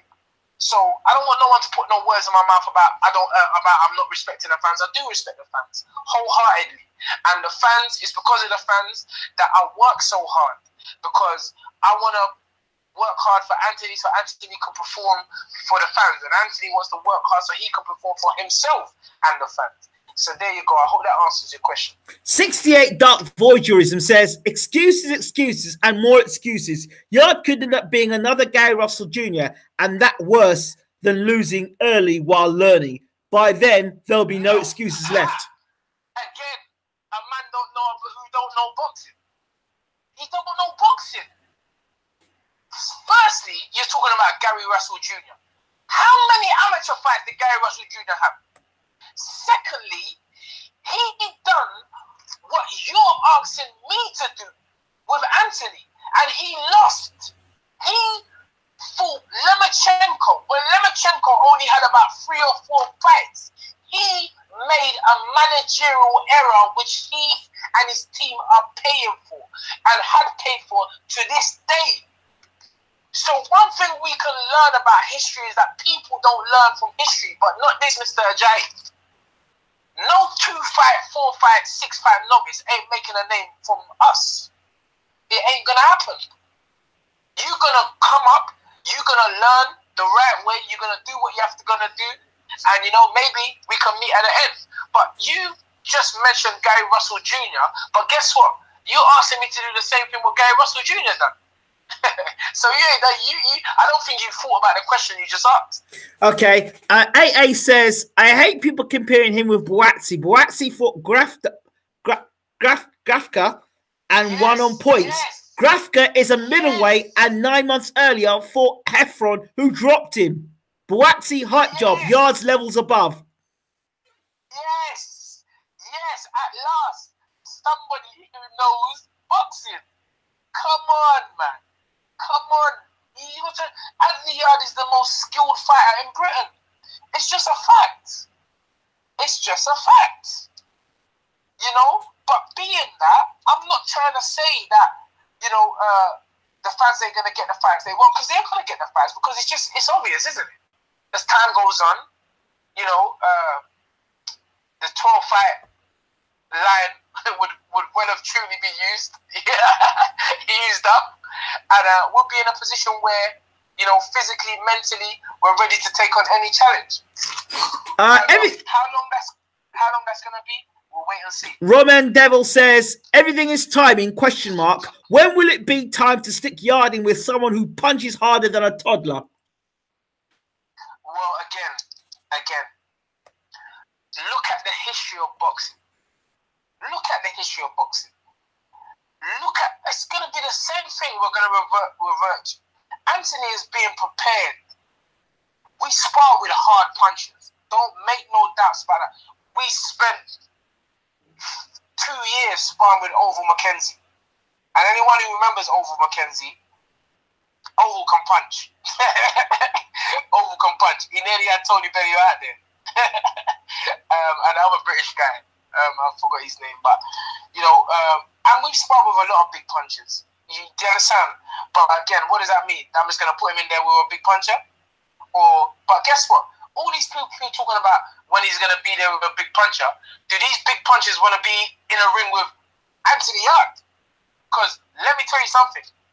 Anthony Yarde, in my opinion, is the hardest puncher, not only in the light heavyweight division, but he could be pound for pound one of the hardest punchers in the sport. So don't worry about that. What the opponents need to be worrying about is how hard Anthony's going to hit them. So again, it's just internet talk. And that's why the questions are so alike, because the people asking these questions are not actually thinking about what they're saying. They're just copying what everyone else is saying and putting no thought. Some of the questions are poignant, some of the questions are valid. I agree with that. But I would say 95% of all the questions being asked and levied at me are just what they've read. And just but you know what? I'm asking you these questions. They didn't think that you would be open to me asking you these questions. They didn't think I would not have the balls to ask you the questions. But it's an open floor. We're asking you these questions. And I'll tell you, most people would not have the time of day to sit down and go through these questions. So these boxing fans should appreciate it. Yeah, because you know why? Because there ain't no lies in me. I'm giving you the truth and nothing but the truth. So these questions will be answered in time. That's why I coined the phrase, everything is timing. Now, you may not like that because you don't have the job that I have. But trust me,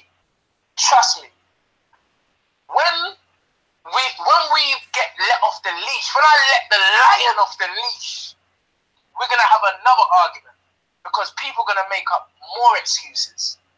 And that's how it goes. That's just the sport of boxing. So we're fully aware about it. That's why we don't worry about things like Let me ask you a question then. Let me ask you a question. When do you think you'll be able to let the lion off the leash? When's going to be the moment that you say, yep, he's ready to be off the leash? What do you need to see? Well, I'm going to have... Listen, let me I'll give you a little story, and I'm not avoiding the question. Anthony, for like 14 months, couldn't get a fight as an amateur, even though he was training with me every day.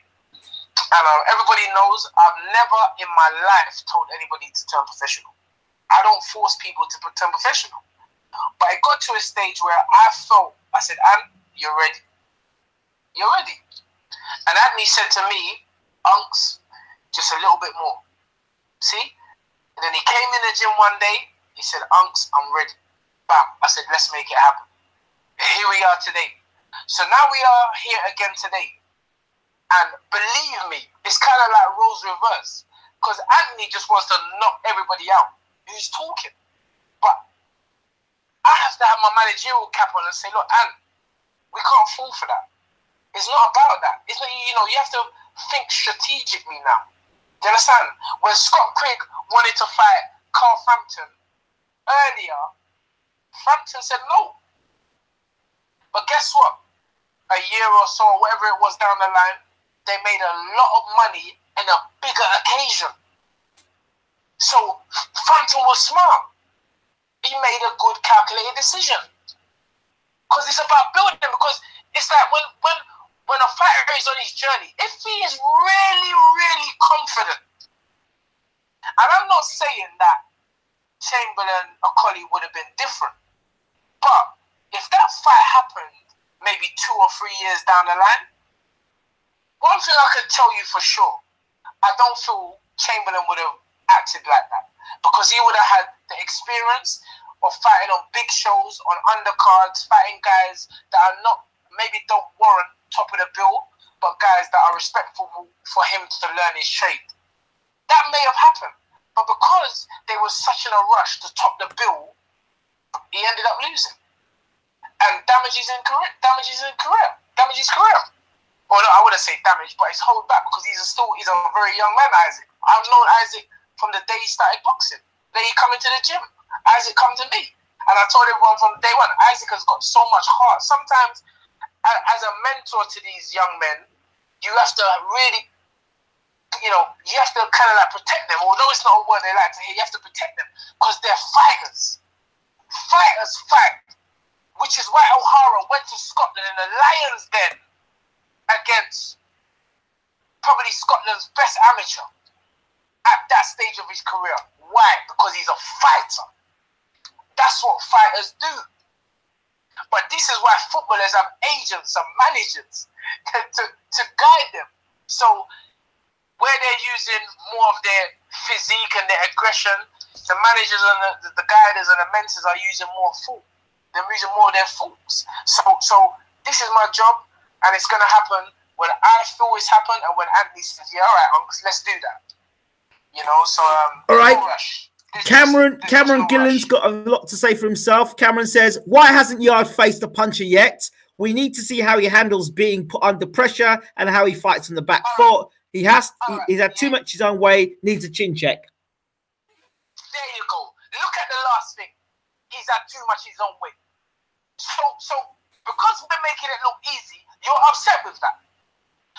Because he said, as he says, he needs a chin check. Why? See, you're wishing bad on us. That's negative. See, you don't want good for us. So why am I going to listen to you? You don't want good for us. You want us to get chin checked. You don't want us to have it our own way. But guess what? We're going to have it our way. I don't even know who you are. Mr. Cameron Gillen. Cameron Gillen. Mr. Cameron, we're having it our own way. We ain't getting chin checked. We're doing the chin checking. Okay. Next question. We're gonna move straight on. 68 Dark Voyagerism says, dude isn't helping Yard. Arrogant, condescending, overly defensive. Nobody believes you, Babatunde. Listen, my man. Listen. One thing you can't call me is arrogant. You just call me a person who loves the sport and is very passionate. I'm not arrogant. Ask anybody who knows me. I've got time for everybody. I'm very respectful. I've gone out my way to say, I don't need to prove nothing to you, whoever you are. I heard your name, but I don't need to prove nothing to you. Because when all said and done, you're just nobody to me. You understand? And I'm not condescending. I'm just, listen, I can guarantee you, every fighter, I'm saying it again, every one of the licensed 86 light heavyweights in this country would want me to do the same job with them as I have done with Yard. Well, I've asked everyone in the room the one question: how many fighters do they know that they are bigging up? British fighters they know that are on a commercial. I'm talking marketing wise. That are on a commercial that is showed both on Sky and on Box Nation. None. So that's where you see that's where I've got to be very careful. Because I can't give people like that my energy. Because they're just jealous. Okay. You're just jealous. Let's move on a second. Johnny Nelson says, and I'm not sure if it is Johnny Nelson. Johnny Nelson? Yeah, I don't know if it is Johnny Nelson. We've still got question marks. He says, hi, hello, Ingram. How you doing? By the way, Sky Job's still available. And I keep telling you, I'm into ownership and legacy and empire. And Sky can't offer me any of that. So thank you very much for the job, but no thank you. I've got BWTM Sports. I've got BWTM.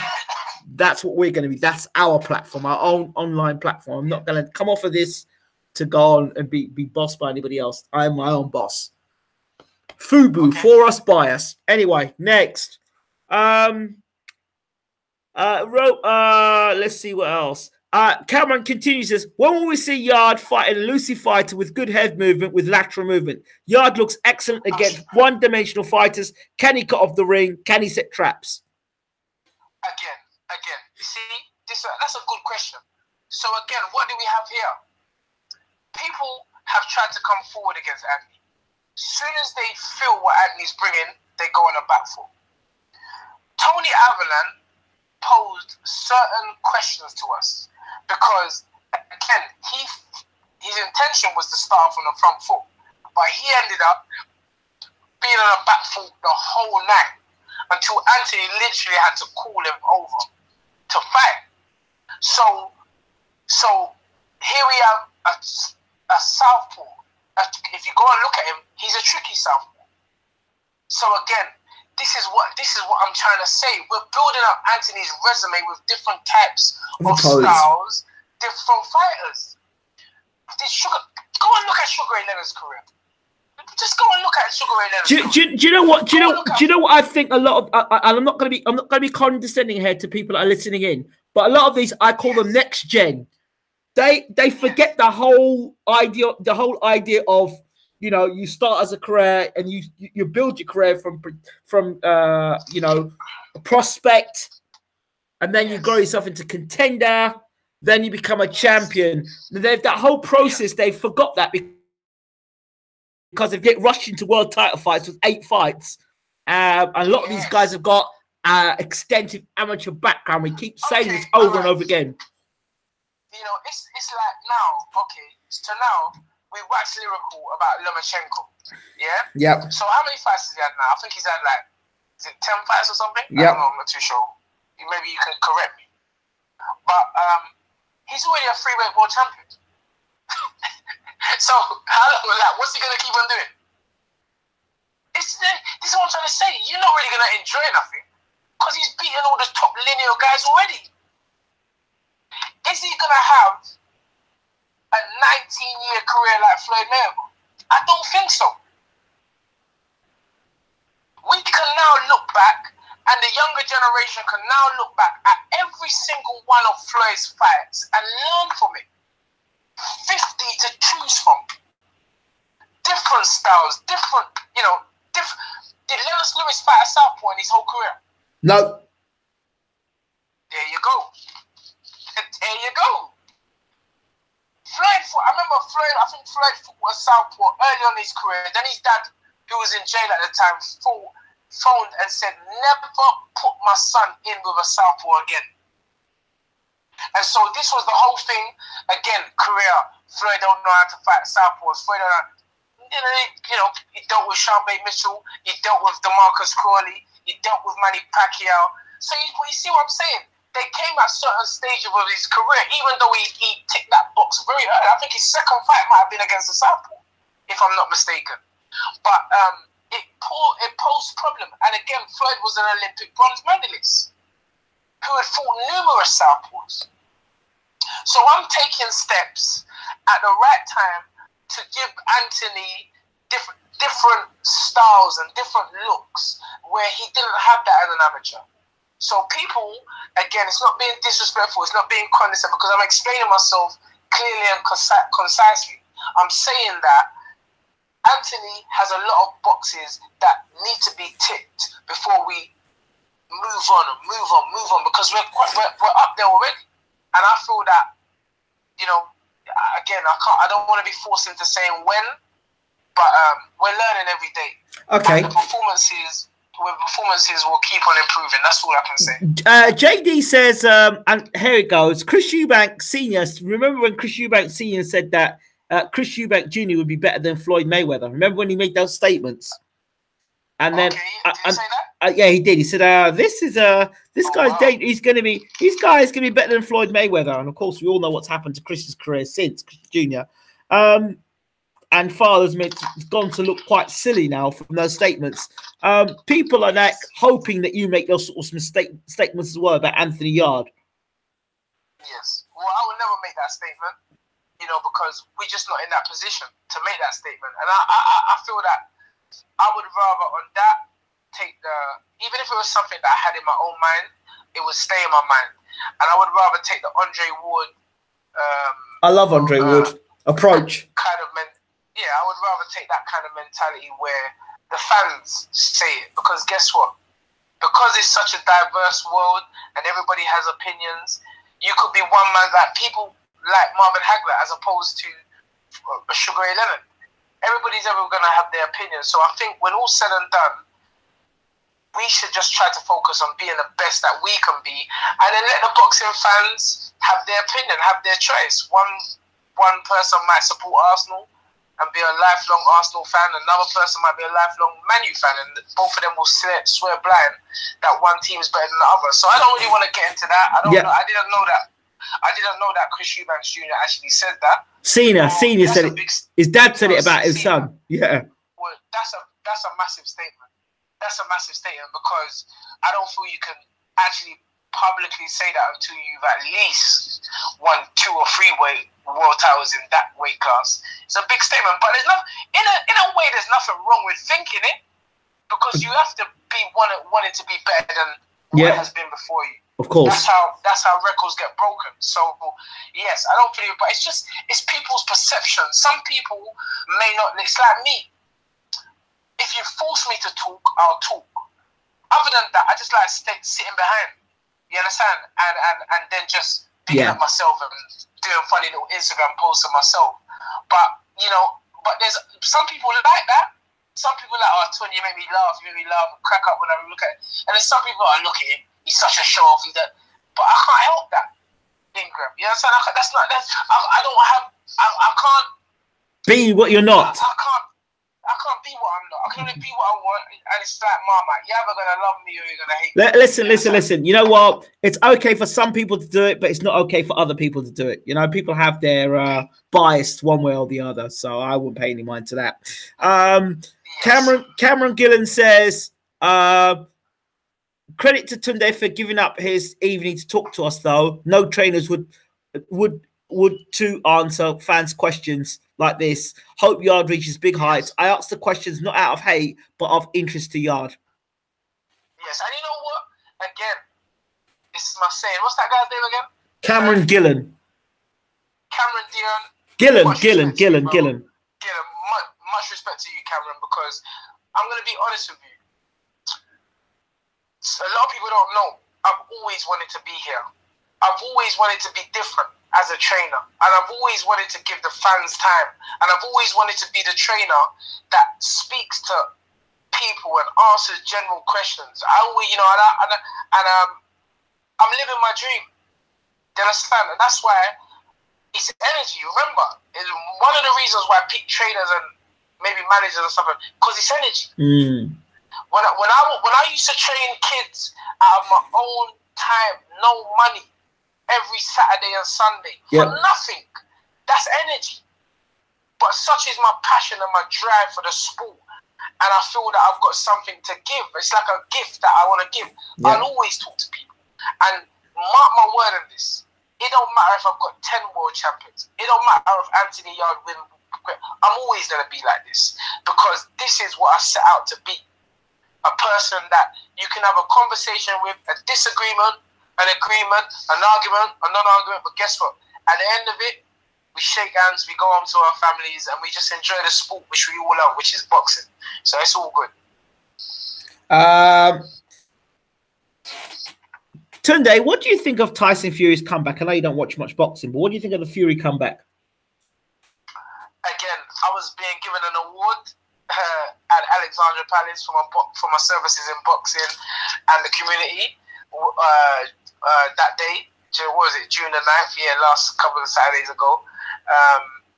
And I didn't even, because it wasn't even on BT. I mean, Box Nation, right? Which was I didn't see it on Box Nation. It was on BT Sports. But again, credit to the Gypsy King, because any man that comes back from depression and actually can get into a ring in front of so many people, it's an achievement. It's a massive achievement, not just for boxers, but for people depressed all over the world who are suffering depression. Because you know, it's something that a lot of people hide. Yes. You know, and it's a case where a lot of people hide and a lot of people are scared to come out. And yes, we can all look at Tyson and say he's a little nutcase and everything like that, but that he's a soldier. I love that brother. He's a soldier. I don't even know him like that, but I love that brother. You know why? Because he's a positive story, and I'm Mr. Positive. I'm into positivity. That's why I get angry when anybody comes with any negativity. I get angry, which I shouldn't, but it's just because I'm on a positive vibe. Yeah, absolutely. Well, I've avoided a lot of the negative stuff tonight. I've just ignored a lot of the negative crap that's spoken as well. But it's good. You know, listen. In your body, you have positive neurons and negative neurons. So, but they still live in the same body. Balance. So, you understand? So we need them. But where Tyson Fury is concerned, I just feel that I wish him nothing but the best. Okay. You know, I wish him nothing but the best, and I feel that he's still. Remember, he done the impossible in Germany, and for him to do that again at a young age, this is what I'm trying to say. It's the age. You see, you can win a title at 25, 26, 20 years old, but like Mike Tyson. But what is the end result going to be? Depression. Well, you saw it with Mike Tyson. Yeah. You've seen it with Tyson Fury. It can happen. Wilfred Benitez. Yeah. I think they say he was one of the youngest ever champions. What happened to him? So people have to remember, boxing is a psychological sport. Of course. And as a fan, I feel that sometimes fans don't look at that side, and maybe then that's not their job to look at their side. But those that care about people that they look after, it is their job, and it's my job to make sure Anthony doesn't rush. You know, and even if he wants to rush because he's a fighter, I say, relax. We got a career ahead of us. There ain't no rushing for no one. We're gonna fight the fights what we want to fight when it suits us, and then the fans will get their money's worth. Trust me. I'll say to you, there's a fight that's coming up that's really tasty. I've compared, and you can slate me for this if you want. I've compared a senior Byfield. Do you know who a senior Byfield is? He was in the gym the other day. I love that guy. I said that he's the closest thing, and this is a big statement. He's the closest thing, British-wise, to a Crawford in terms of his switch-hitting style and the way he moves around the ring. Your thoughts? Don't disrespect Crawford.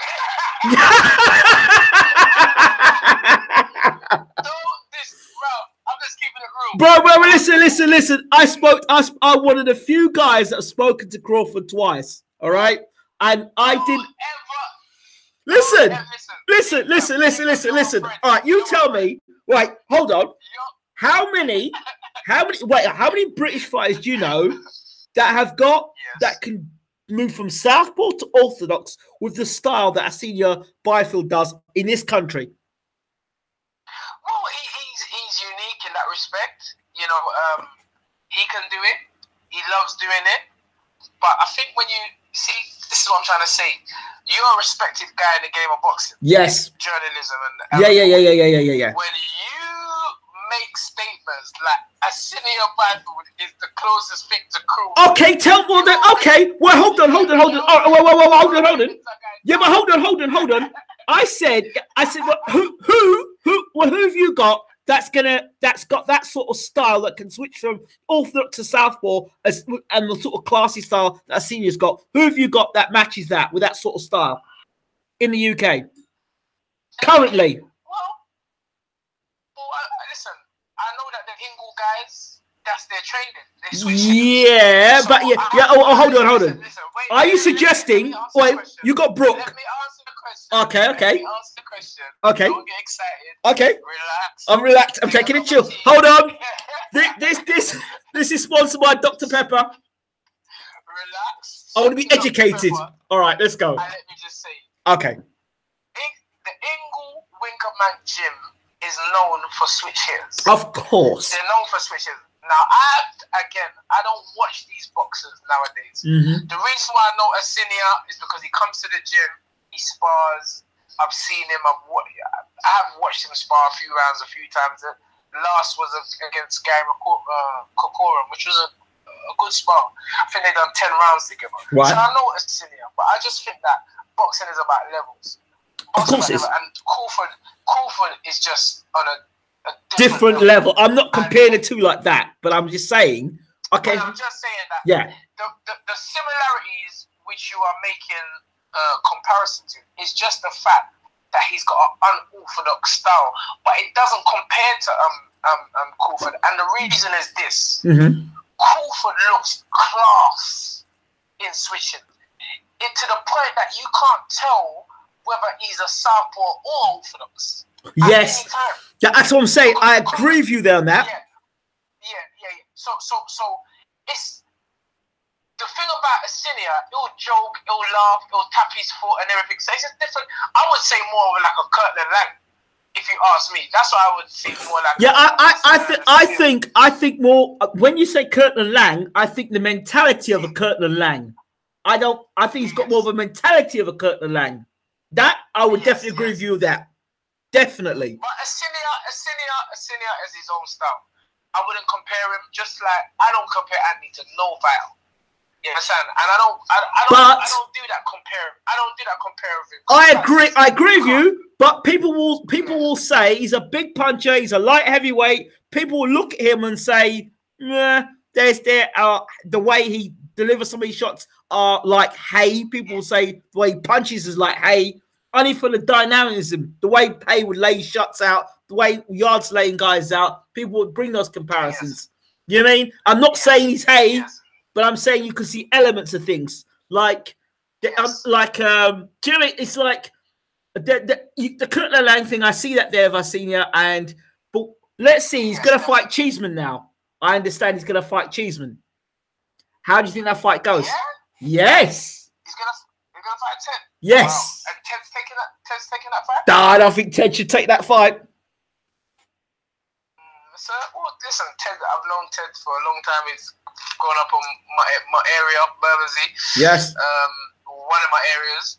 Fisher boy, very, very dedicated. Ted, very, very dedicated. He loves the sport of boxing. That's the thing about Ted, and that's why he continues to excel. Not to say that a senior is not on the same saying he loves it. But Asinia's more like, I'm going to prove a point to all you haters and all you doubters that I can do it. And he's been patient, and he upset the apple cart with Sam McNess, and I'm sure he feels he can do it again. So that'd be a good fight. I'd be interested out that. I might actually watch that fight if that fight actually does get made. That's the first I'm hearing about it. Well, I've heard it for a while, so I've been here for a while, and a senior, another one of those guys that we have on the channel. I love talking with him. Yes. I'd like to see him fight more. He's an achiever. Okay, we have some. Go ahead. Again, you're going to say you've seen him up close. I haven't seen him as up close. I saw him sparring with Haney in the States. Say that again? I saw him sparring with Haney in the States. Who? A senior when he was in the Mayweather gym. Yeah. He sparred Devon, yeah. Yeah, he sparred Devon, and he sparred with what's the other guy's name? Tank Davis. Oh wow, I didn't know that. See, I knew that. Oh well, Devon's young, man. Devon's a baby. Okay. Yeah, but I know he's already got some kind of belt. Okay. So I don't know. I mean, how old a senior must be in his 20s at least. I think closer to his 30s. You see what I'm saying? Yeah. So, and you got to remember, Devon Haney. I remember when I took the boys out to Vegas, O'Hara, Anthony, Otu, all these guys. I was staying. We were staying in Devon Haney's dad's house. Yep. So I know that. So I know the family very well, and I know Devon as a young man, and I'm happy for him. But I think anybody over the age of 25 putting themselves up with Damon and assessing how good they are today, really, I think is a bit premature, because Devon's got a long way to go in terms of maturity. You know what I'm saying? He's so young. I remember when he came over here with his dad. This is where we met his dad, and then we became good friends for the 2012 Olympics. Yeah, he came with Michael Hunter.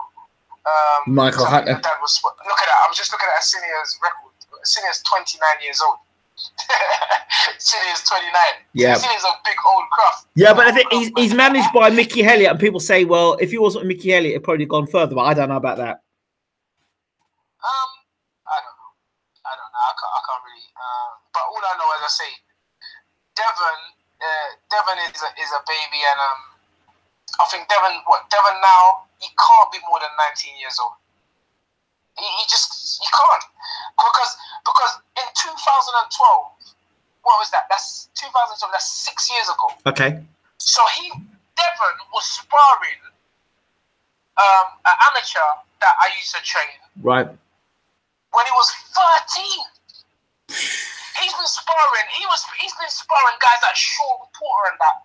And all these guys who used to work out of his dad's gym. Sean Porter actually has bought Devon's dad's gym now and call it the Porter, I don't know, the hybrid chamber, whatever it is. So Sean Porter's gym. So Devon was sparring with my guys when he was 13 years old. Dang. And at the age of 19, he's already had 19 fights. And he's a lightweight. Asinia's what? Light middle? Asinia must be a light middleweight or something, I think.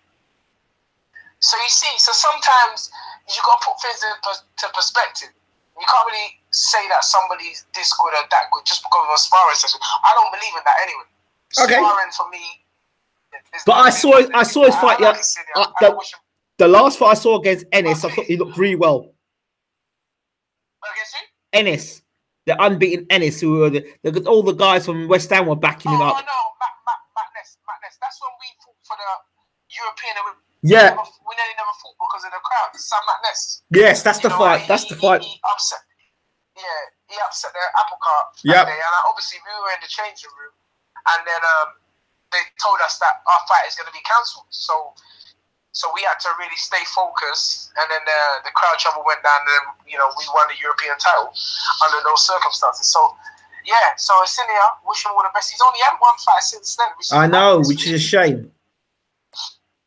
That's madness. I know it is, totally. One fight. Well, let's see. Let's see.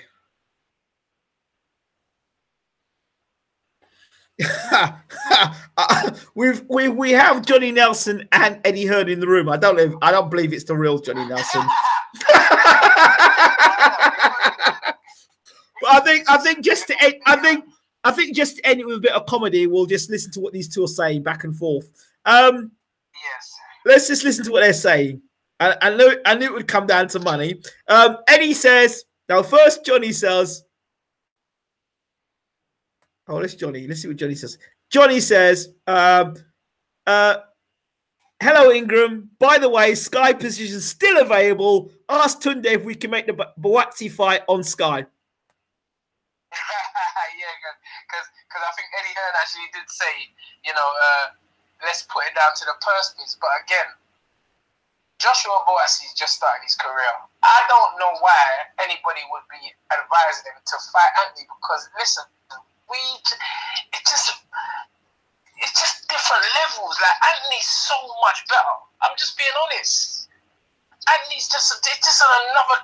And yes, the thing is that maybe what's frustrating people is that here we have Tunde Ajayi say he's on a different level, then the fans are saying, oh, then why don't we fight him? But it doesn't work like that. Things just don't go like that. It's the boxing is not. If boxing was that simple, then I guess you would have a fight next week. But there's a lot of things that need to be crossed and dotted before you can just make a fight. But he's just young. He's just, again, Boassi's just young. He's just starting his career. Let the guy have a career. He's got a good fight, coming up, which he should win. I mean, listen, as I say, Summers turned us down twice. But it's a good fighter, man. And he should be fighting those kind of fights. Why? Because he's an Olympian. Why? Because he's an ABA champion. Why? Because he's had over 50, 60 amateur fights. So we should be fighting guys like that in 6 fight. Because, what's his name? Ricky Summers ain't really fought no one. All right, he lost on points to Bugaloni. So I guess he's got that to his name. But, you go down and look at Ricky Summers' career, nobody on there. There's no one. The only name which is recognizable is Fran Bugaloni, and he lost. So Fran Bugaloni refused to fight us. Ricky Summers refused to fight us. So now he's fighting Joshua Boassi. Okay. So, we have Eddie Hearn now in the room. He says, hello, Ingram. We would like you to join Sky Sports as a pundit on our Saturday night shows with potential pay-per-view commentary 3 times a year. This will involve excellent income and public exposure. What? Okay. Yeah, of course. Yeah, of course. You're getting big to that, man. I think there's some trolls in the room. And then he goes, good evening, Johnny. I'm very well, thank you. I just got off the phone to Anthony, looking to line up Deontay Wilder fight for November. How are you? Let's see. He goes, Mr. Ingram, can you please ask Tunde why they're refusing to fight Callum Johnson for the British title next? We would like to offer Yarde a flat fee purse of $210,000 for this fight. That's absolute rubbish. But again, this is what listen. I'm not gonna start talking about money. Even if I say I'm not gonna tell you the figures. But things don't add up. If you offer us, let's say for argument's sake, you offer us X for Hosea Burton in a non-title fight, a 10-rounder, with no belts on the line, yeah? And then, now, you offer us Y for Callum Johnson for 4 belts which will be on the line.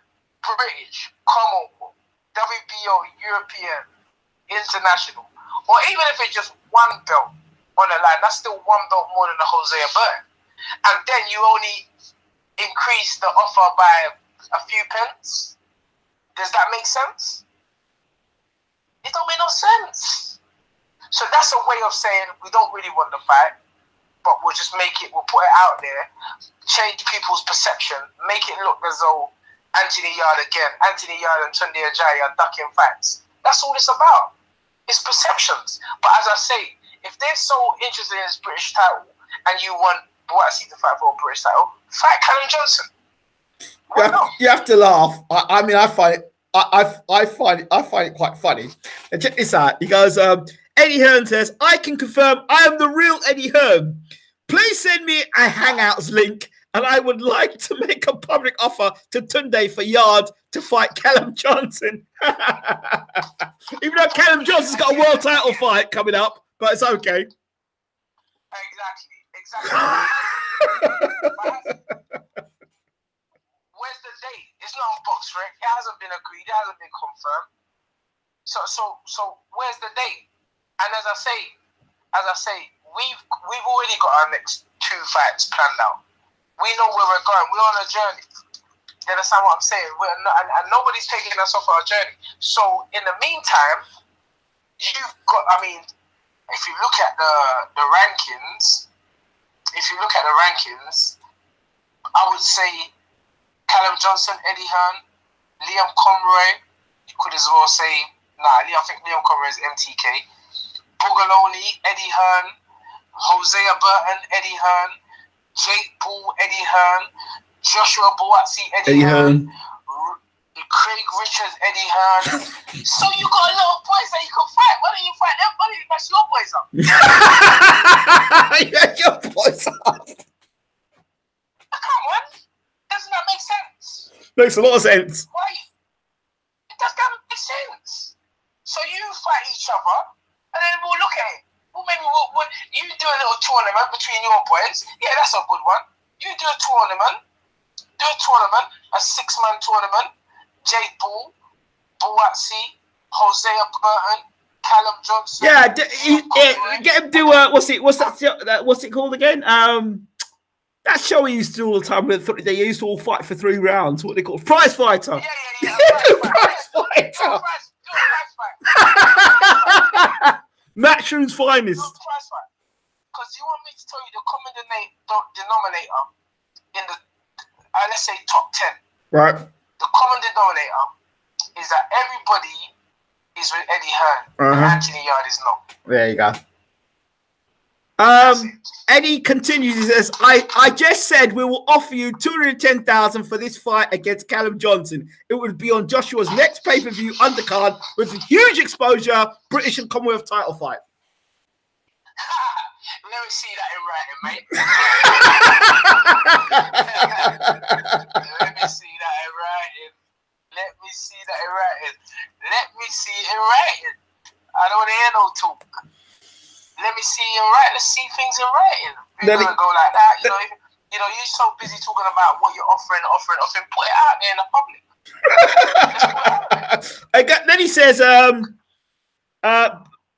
Berta Beerbev, due to legal issues with his current promoter, is unable to fight Callum Johnson. Anthony Yarde is our next option.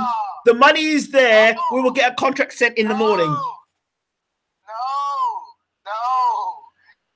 Anyway, I can't take what you're saying for gospel because I need to hear it. So now you're saying that Callum Johnson is not going to fight. What's his name? Bataviev. So why don't you fight Joshua Boatsy? Why don't you fight Joshua Boatsy, Callum Johnson? Why don't you fight Hosea Burton? Oh yeah, they're in the same gym. But anyway, the trainer obviously cares for one more than he does the other. Otherwise, you're training 2 people in the same weight class.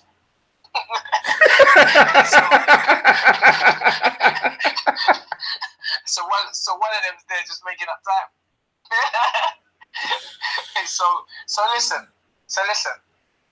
Everybody, there's some good fights to be made. Yeah. If they want me to be the matchmaker, I'll be the matchmaker. Listen, even if it's Eddie Hearn or it's not Eddie Hearn, it doesn't make a difference. It still makes it interesting because we're still getting nice information from you anyway. So I don't care whether it's Hearn or not. You know what? It's funny because again, you look at the British fans. Once they get world ranked, or once they're on their journey, nobody talks about going back and fighting for a British title because they're already on a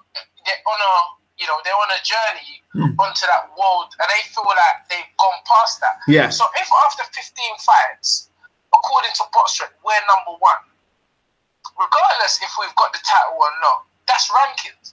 And if we're number 2, that's rankings. So you're asking us to do what others won't do. And I can't get my head around that. And I can't get my head around that. Why is it so important for us to do it, but you don't do it? These guys have to explain that to me. Until they can put that point to me, then, maybe I'll think different. But, if you do it, if you don't do it, why are you asking us to do it? And if you're asking us, to do it, that means you haven't got our best intentions. Because listen, as I say, Andy Yarde can be a role model for so many people, inside and outside of boxing. And I'm determined to make sure that happens. And me myself, me and Andy, we come from the streets of London. Everybody knows what's happening in London right now. And we got a lot of people who love us. A lot of people that want us to do well and are inspired and motivated by the stuff that me and Andy have done and are doing. And we just want to keep on this vibe. We want to keep on this level. And we're going to fight. We're going to fight because Anthony's getting better and better and better and better every fight. I mean, if he was stalling or if he looked lackluster in his performances, then maybe you could say, oh, come on. But he's looking spectacular doing it. So you can have the same fighter fighting the same opponent, but one looks spectacular. And that's what makes everybody start talking. And that's where we are. We're making this thing look exciting. We're bringing back fans to boxing. Female fans as well. So it's all good. The more the merrier. Eddie says, so can you confirm you're avoiding Callum Johnson? We can't be wasting time, sadly. We have big plans for him, like I've said. All right, let's see what he's saying. Listen, as I say, Callum Johnson, let's just clarify whether we are really talking to Eddie Hearn or whether we're talking to some troll. Well, it's one of the same, really, isn't it? We have big plans for him. Like I said, the money is there, and we have to make the offer to Frank after this weekend. Okay. Well, we'll see. So basically, what this guy has said, who claims to be Eddie Hearn, has said that Callum Johnson is not going to fight Baturbia. Is that right? That's what Eddie's saying. Okay. Well, we'll see. I'll be interested to hear that news. See where we go from there. Well, I can't, as I say, I can't really talk unless I hear it. Yeah, we see the truth in it. Yeah, we know. Yeah. But it's been fun, Eddie and Johnny. It's been fun having you in the room. Whether you're Eddie and Johnny or not, it's still been great entertainment. Tunde, thank you so much. Oh, sorry. Baba Tunde Ajayi. Yeah, Master, genius, trainer, manager. I say even I almost go promoter as well. Entrepreneur, guru, award-winning, Oscar-winning, multi-dimensional, multifaceted. Yes, I love it. Keep going. It's been great. It's been great to have you in the room. Eddie Hearn says, please send me Tunde's contact. I tell you what, Eddie. Go on Twitter and get him off Twitter. I'm not doing your job for you, mate. Listen, let me tell you something. Phone me.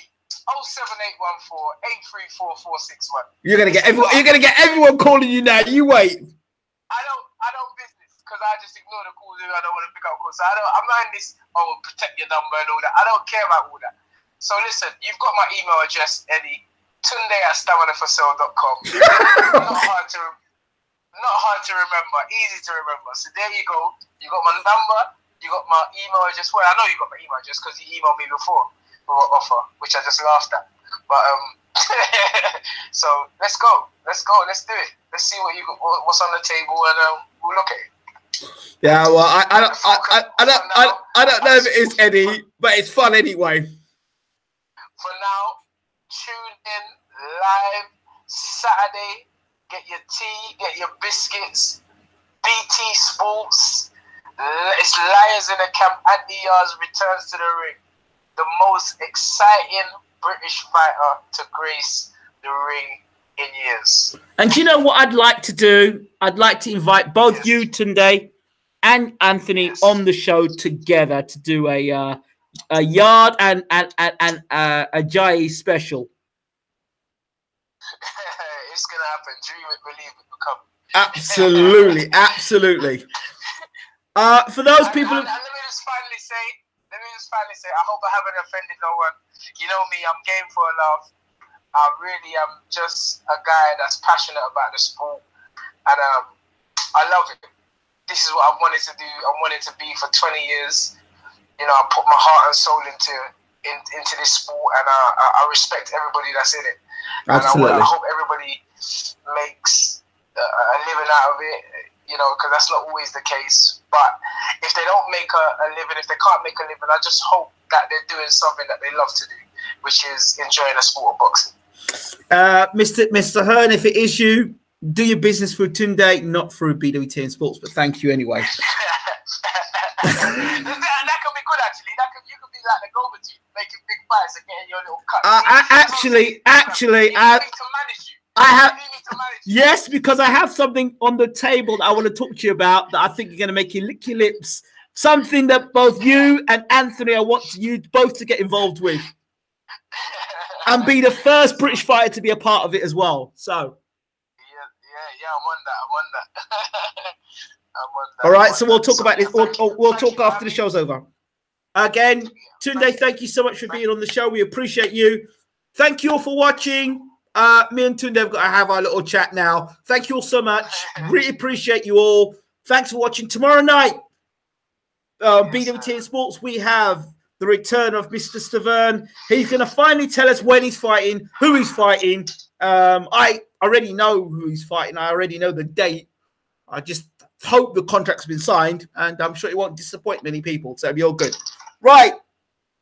All the best. I'd like to thank Eddie and Johnny for being a part of the show. Whether you're a troll or not a troll, it's great. All right? And everyone look out for Round Boxing, the new video game that's coming out. All right? Check that out. Right? That's it. So we're out. Thank you all so much for watching. Good stuff. Hold on.